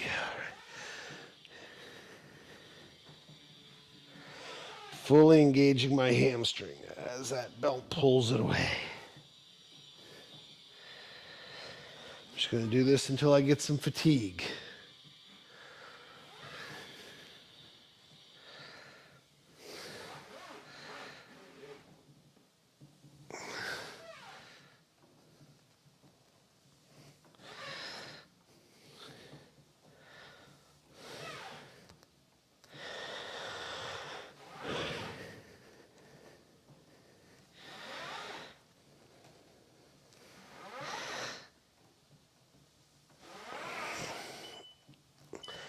All right, now I'm going to do some quad eccentrics. I'm going to plant and I'm going to fight that belt.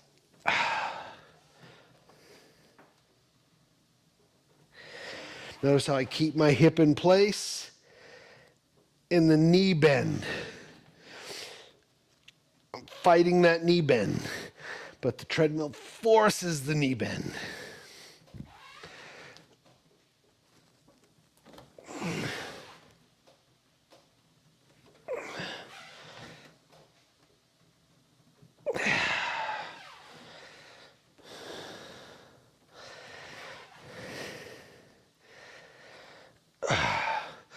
So this is just a neat little trick on how you find alternate purposes for things.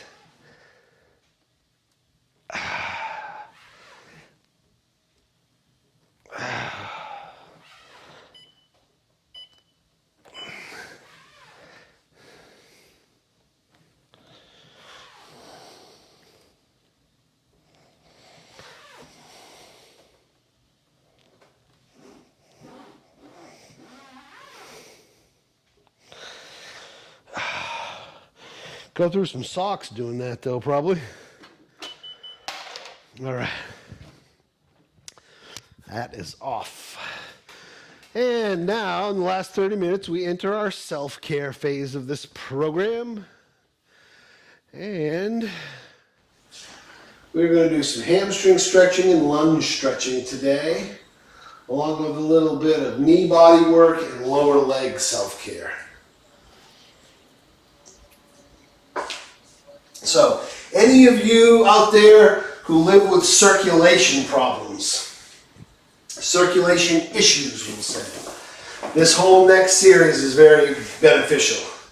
Any work you can do for your legs, light strength training, good quality stretching, and any type of heat therapy, elevation to drain the legs, all good habits to establish.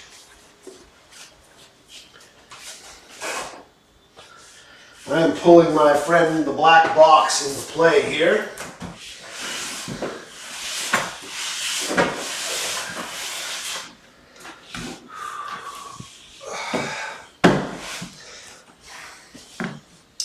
I'm just going to do a seated hamstring stretch here. For those of you at home just getting started, Matt, let's pull up the hamstring stretch video so that the folks can see how to start it on their own at home in the basics. All right, I'm fairly flexible, so I tend to start pretty far into some of the stretches. For those of you at home, you can just put your back up against a wall, start with a bent knee, and slowly work on straightening that knee. Don't worry about the bending forward at first. First thing we want to do, kind of your position you want to get to achieve is so that you can sit straight up with your leg out. Once you've achieved that, then you can begin to progress forward. And there's ways to use a rope and other strategies. Go ahead and watch Tiffany on the video there, and you will see what you need to know to get started. And those videos are all available at dynamicbalance.com. The whole library is available to members. There's a few freebies out there that we have on the site. There's some stuff on YouTube. Right now, first thing I'm doing is squaring my hips, making sure that my pelvis is square to that wall out in front of me. My foot is flexed up. I'm just going to slowly bend forward onto that hammy.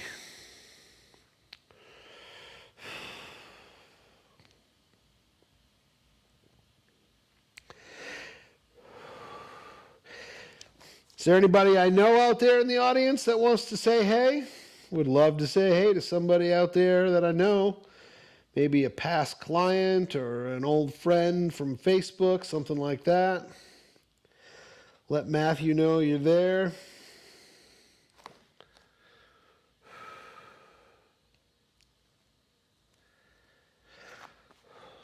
How are our numbers doing today, Matt?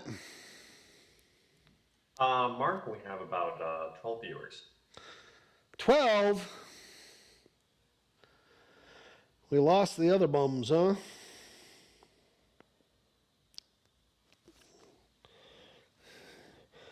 Well, you can't blame them. Not everyone can take a 2-hour workout session. Nobody can stand me for 2 hours? Is that what you're saying, Matt? I'm pretty sure it's me, Mark.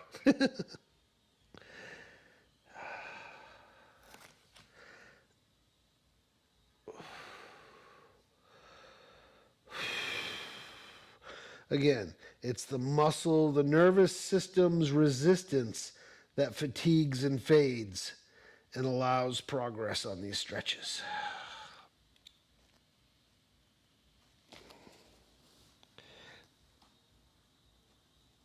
Oh. Questions, concerns? Rue, you got anything to put in out there? How you feeling today? What's the bod doing? You been doing your homework? How's the swimming?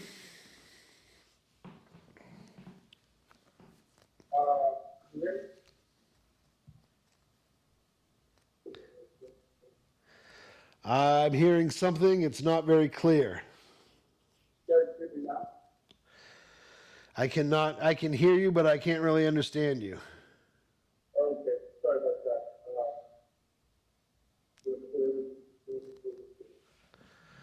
I don't know, maybe you need to get closer to your mic.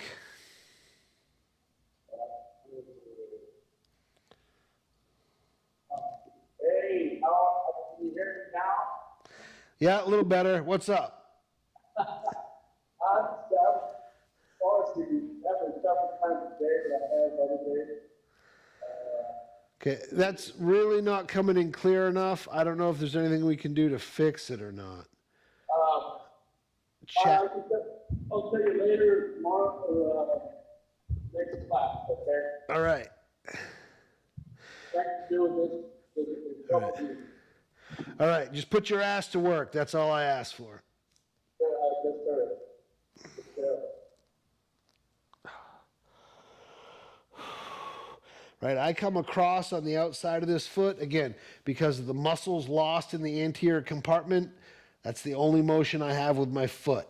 If I want to get my foot up and square, I got to come across to that other side of it. Get it coming up this way.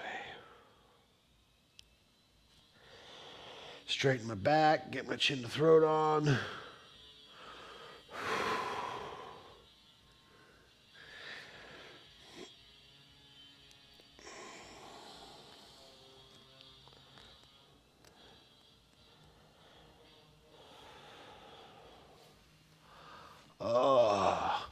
Back stiff. Now here we come to erasers in the shake it out concept.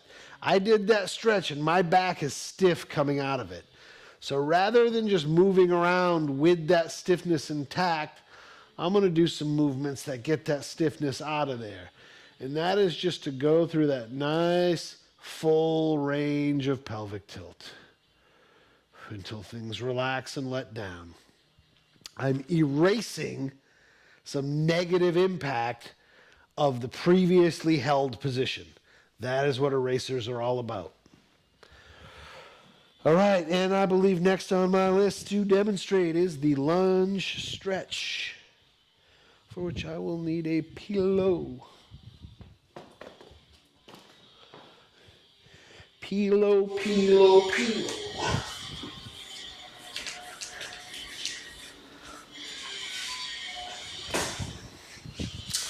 Alright, because I'm a big wuss, I'm going to actually use 2 pillows on this knee.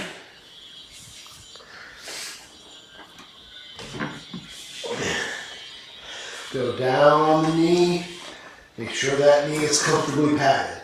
If that knee is not comfortably padded, you won't be able to sustain the stretch. My knee is over my toe on this foot. Slowly just letting the hips go down, that leg slide back. Experiencing a cramp in my foot, left foot.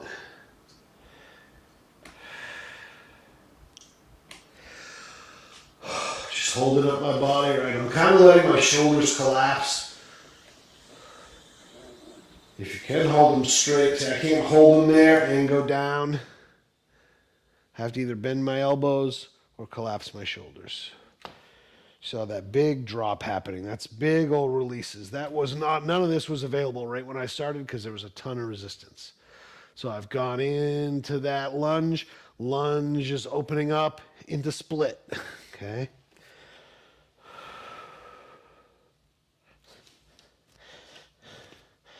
Not quite in a full one today. You are a flexible man, Mark. You ain't seen nothing yet, man. Wait till we're 6 months out on this. I'm coming out of that any way I can. Whew. Shit, I could have rolled out on my right butt cheek, but I had the box there kind of blocking me. Alright. So that was a stretch for my left front of hip and thigh. As I put my leg forward and went into split, my hamstring came into play again. Alright, we go down on one knee. Get the foot set. Oh, now this knee does not like this forward flexion, right? It's got all the sharp, stabby, pinchy pains that I shouldn't have. So I go into it real slow, right? Any movement you can do to work around those stabby pinchies is good. You gotta put it forward. It just isn't gonna take it today.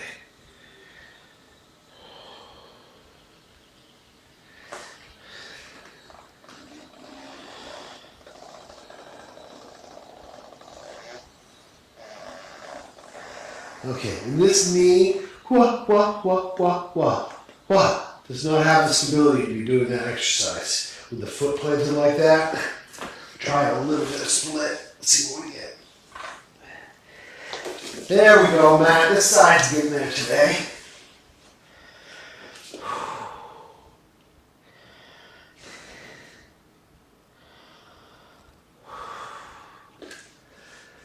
Technically, this thigh should be a little more turned down. This leg is crossing over a little bit.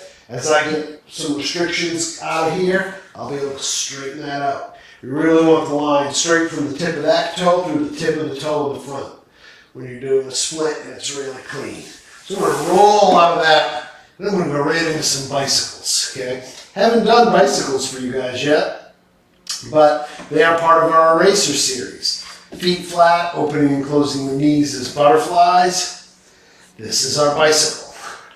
Get the knee, feet flat, and you just make a cycling motion. Now those of you who are notice this right knee making that outward twist, that's not good. I want that coming straight line to me and staying in that straight line. So I'm just going to work this leg. Those of you who have better knee motion than me would be coming back closer to your shoulder, making more of a knee flexion. Right now, I'm just trying to get the yayas out from the stretch. A floor has never felt so comfortable. Whew. All right. And away we go. Now we're going to move to some knee and lower leg self-massage techniques. Just going back here into the mess, which is blocked by the screen, to get some cream.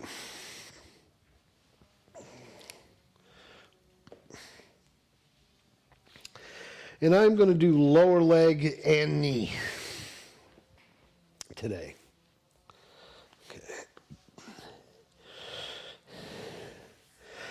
So here we can see surgical scars, and that right there is a portion of skin that's stuck down to the tissues below because of so many scarring incidents.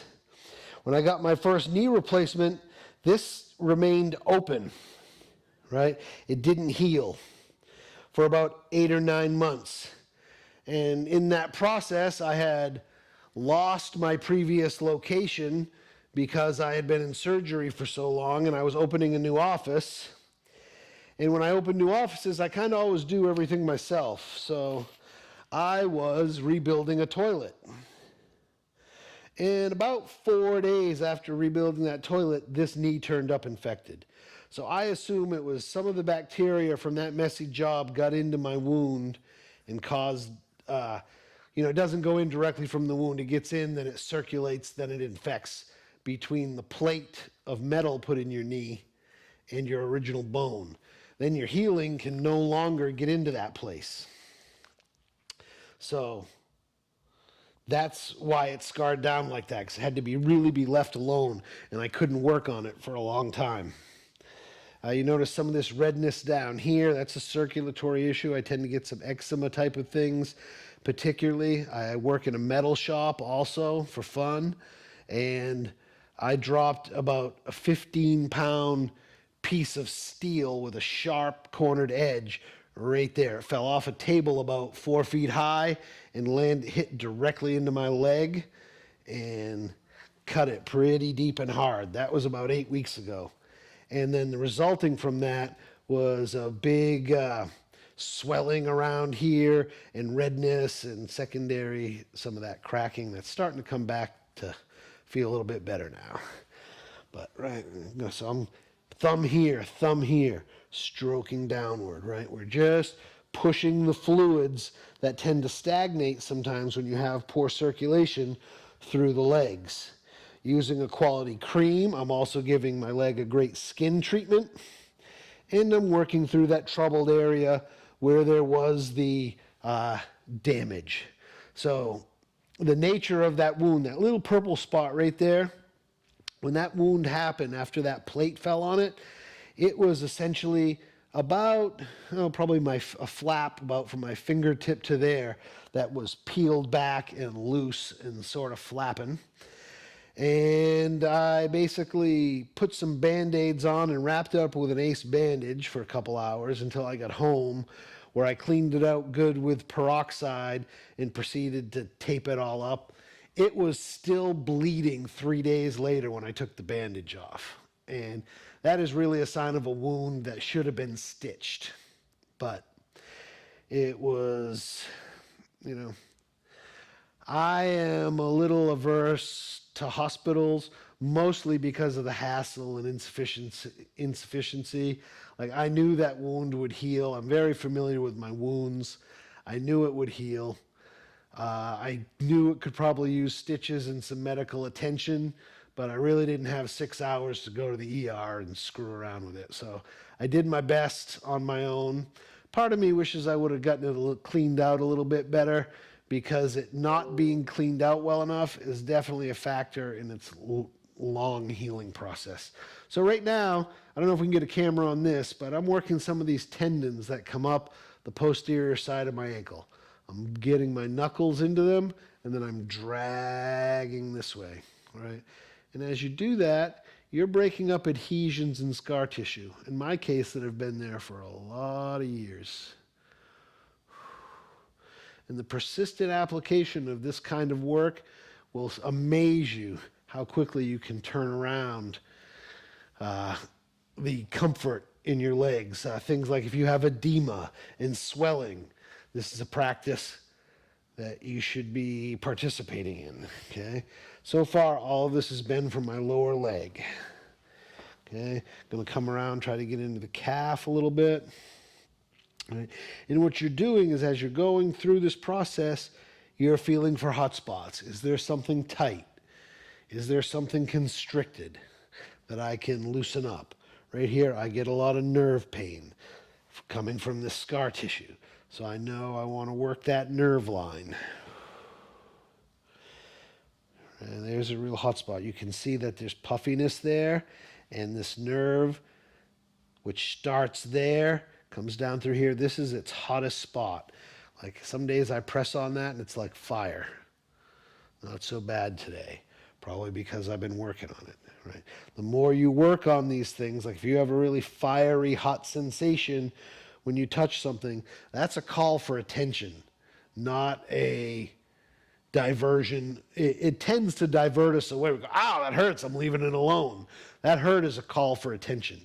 And if you work on that tissue, you will desensitize it, you'll take away the pain, you'll aid the circulation, and things heal. Right? You can see these brown spots and stuff that are down here in my leg. That is signs of poor circulation. That is something that happens when you get older. You see those little red spots? Again, that's accumulation of blood that's outside of the vascular network. And this is the kind of work that puts it back in.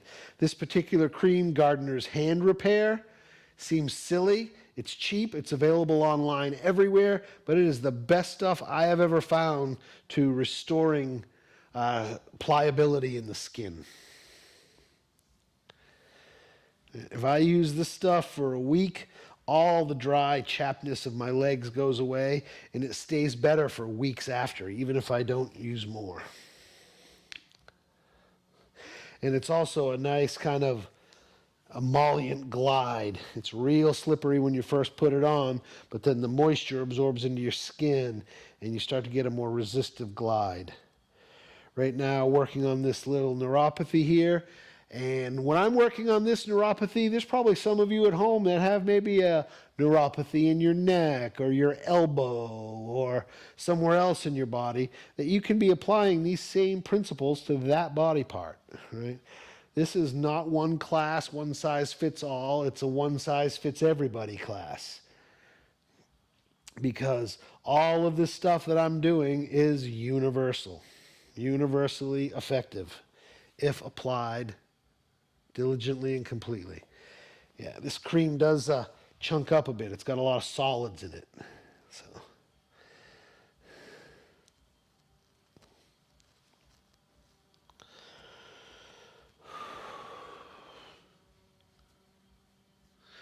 I'm going to come over here to the other side and work this scar line.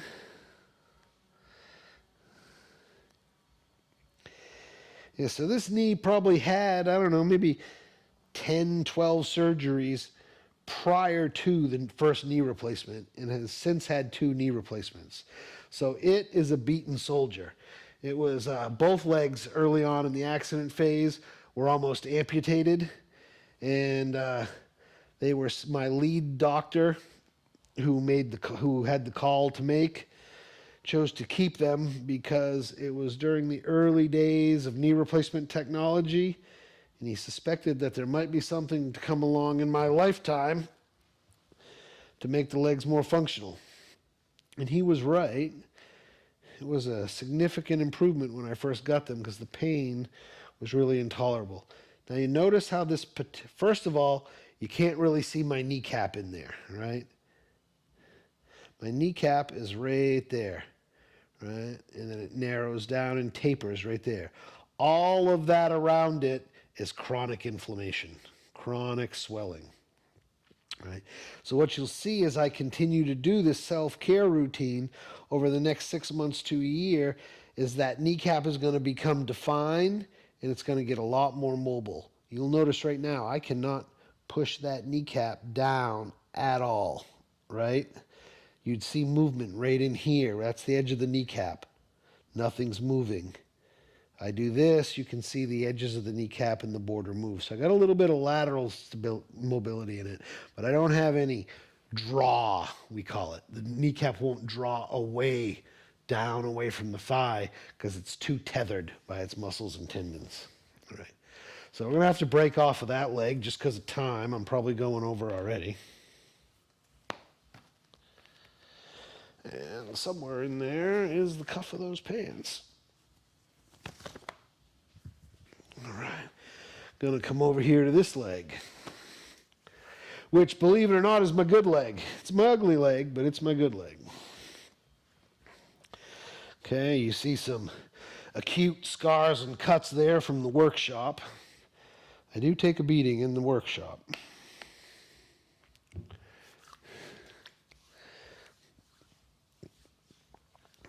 Gonna start down low. Now right here on this leg, I got a big cluster of density, we'll call it. Adhesions, scar tissue, things that are just kind of hard, and it really blocks the circulation. So that's one of my main points I focus on right now. As I work through this and it softens, the next most needy culprit will rear its head. And that will become the point of concentration.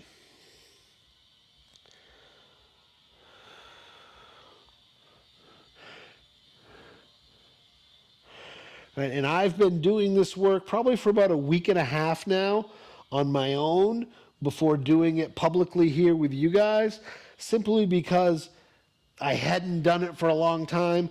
This leg was really had like a lot of cracks and eczematic type of tissue around it. This darkness, this dark brownness went way down all around there. So I've been kind of working on it for a week and a half just to make it not quite so pathetic looking when I first showed it to you guys. Drawing right up those tendon lines. Tendons of the posterior compartment. Ooh,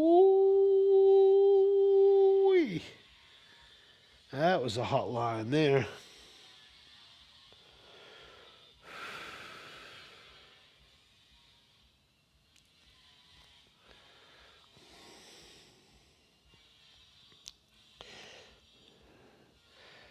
Drawing up that line.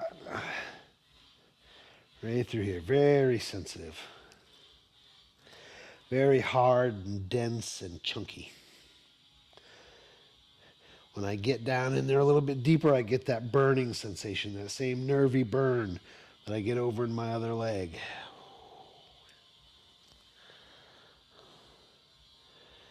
And again, I'm going to like this plan to trap myself in getting my work done by being here in front of you guys is really working, because I have been doing this for the last week and a half, and every single time I do it, I got shit on my mind, you know. I'm thinking about the next client, the next phone call, what have I got to do, right? And these days, like, oh, how are we going to pay the bills? But I am really getting more into this and getting more deep and detailed attention to it here, showing you guys than I have by myself in the last week and a half. And if you would have asked me prior, I'd have said I've been working on it diligently this whole time, right? So I want you to see this discoloration in here, right? That's from lack of tissue turnover, lack of blood flow and circulation.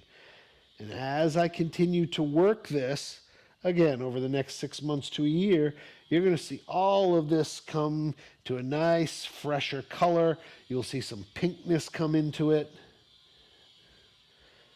and the brown dissipate.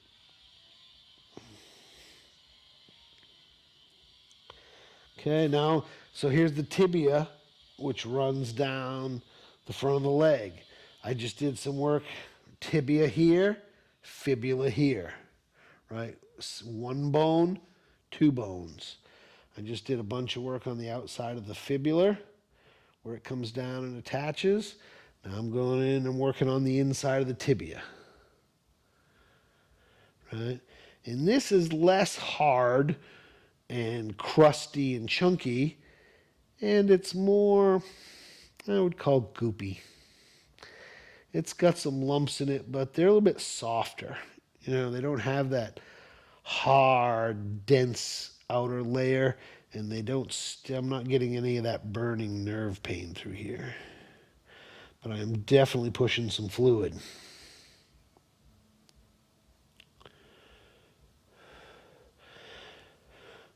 Have I lost them all yet, Matt? Not yet, Mark. We got some dire fans.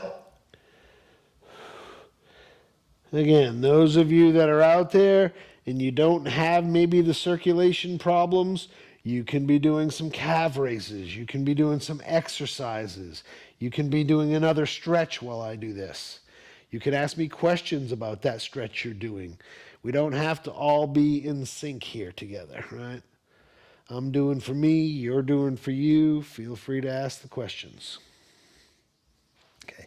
Here, I'm going to take a minute. I got pin sights. At one point, when this leg was broken, this scar was 9 inches from edge to edge. My hand span is 9 inches. Okay, my leg was as big around as a basketball. This scar was 9 inches wide.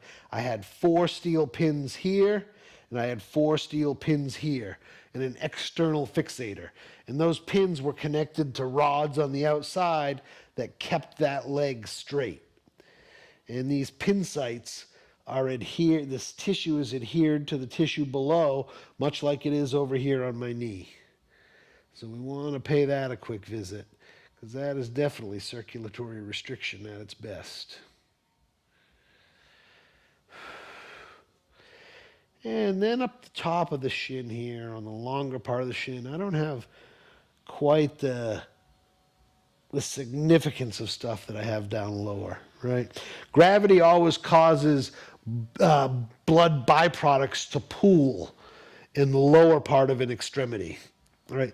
You have an episode of swelling, blood rushes in, right? Plasma, everything in that blood leaks out through the broken blood vessels and saturates an area. In that blood, there's collagen, and there's things that make a patch to that area of acute trauma. The side effect is, though, is that it leaves behind residue. And when you have something that's a chronic inflammatory process, you've got inflammation, residue, inflammation, residue, inflammation, residue. And over years and years, that builds up, and that's what creates those lumps and the crud and the crustiness that makes us stiff and hard and causes us to lose mobility over time. All right, I'm going to get these upper pin sights a little bit, and we're going to call it good. I'm going to hang and let you guys get out of here.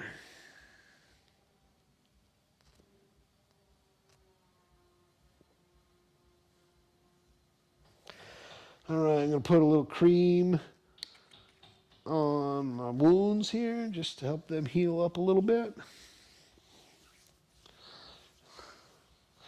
Any questions on any of those body work techniques? Were you able to see them? Did folks try to apply them at home?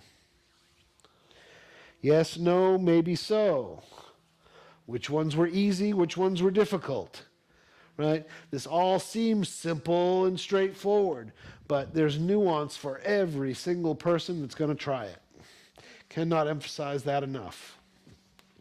I have a question in the chat. What's the difference between body work and massage? Well, there are many bodywork techniques used within the context of massage. Massage is generally about stress relief, comfort, relaxation. You're doing something nice for yourself, and it's a general kind of all over body sort of treatment. Right? We're kind of talking about a false dichotomy here, first of all. But when you take some of those same techniques and you work on a body with the focus of correcting a specific ill or ailment or dysfunction within the body, then you're doing body work. When you're doing it specifically for the purpose of correcting something that's not functioning to its fullest. You've got a tightness, you've got a limitation, you've got scar tissue, you've got a nerve pain. You do body work to try to relieve that. So body work is a specific application of techniques for the relief of a specific symptom or condition. And massage is generally thought by the general population, this isn't me, but when people think massage, they go, oh, I'm going to get a massage, spa, luxuriant, feel good, relief, stress relief. Those are all good. I don't want to be speaking negatively of massage because I'm not. But body work is just with more specific intention. There in body work, when I do body work, I have very little concern for your comfort in the moment or how you feel or anything like that. I'm going to go through and I'm going to rip and shred to the level of your tolerance. Some people's tolerance, they might tolerate screaming and flopping, and when they leave, they feel great. Other people don't have that level of tolerance, and I work with that. But it's always going to be to your tolerance and kind of pushing to get as much done in a session as possible. Whereas in massage, that's not such of a factor. All right. What's our time check, Matt? Mark, we are 7 minutes after 2. 7 minutes after 2. All right, so at 7 minutes after 2, this is the first time I've really blown past my standards, right? I try to finish up at 2. So it's 2:07, Matt's telling me. I'm going to tell everybody at home to find your quiet place, lay on your back, work your 6-count breathing, right? 3 in and 3 out. Let your body go and hang heavy on the floor. Okay. I'm going to jump on my inversion table. I'm going to let Matt sign us out. Please, I hope you'll all follow through with this last part of just taking a minute to breathe. Set yourself a timer for 5 minutes. It's not going to ruin your day. In fact, it'll make it a whole lot better. Stop, take 5, breathe, and enjoy the rest of your day. I'll see you all again on Tuesday. Thanks for hanging in there. All right, Matt, and you can take us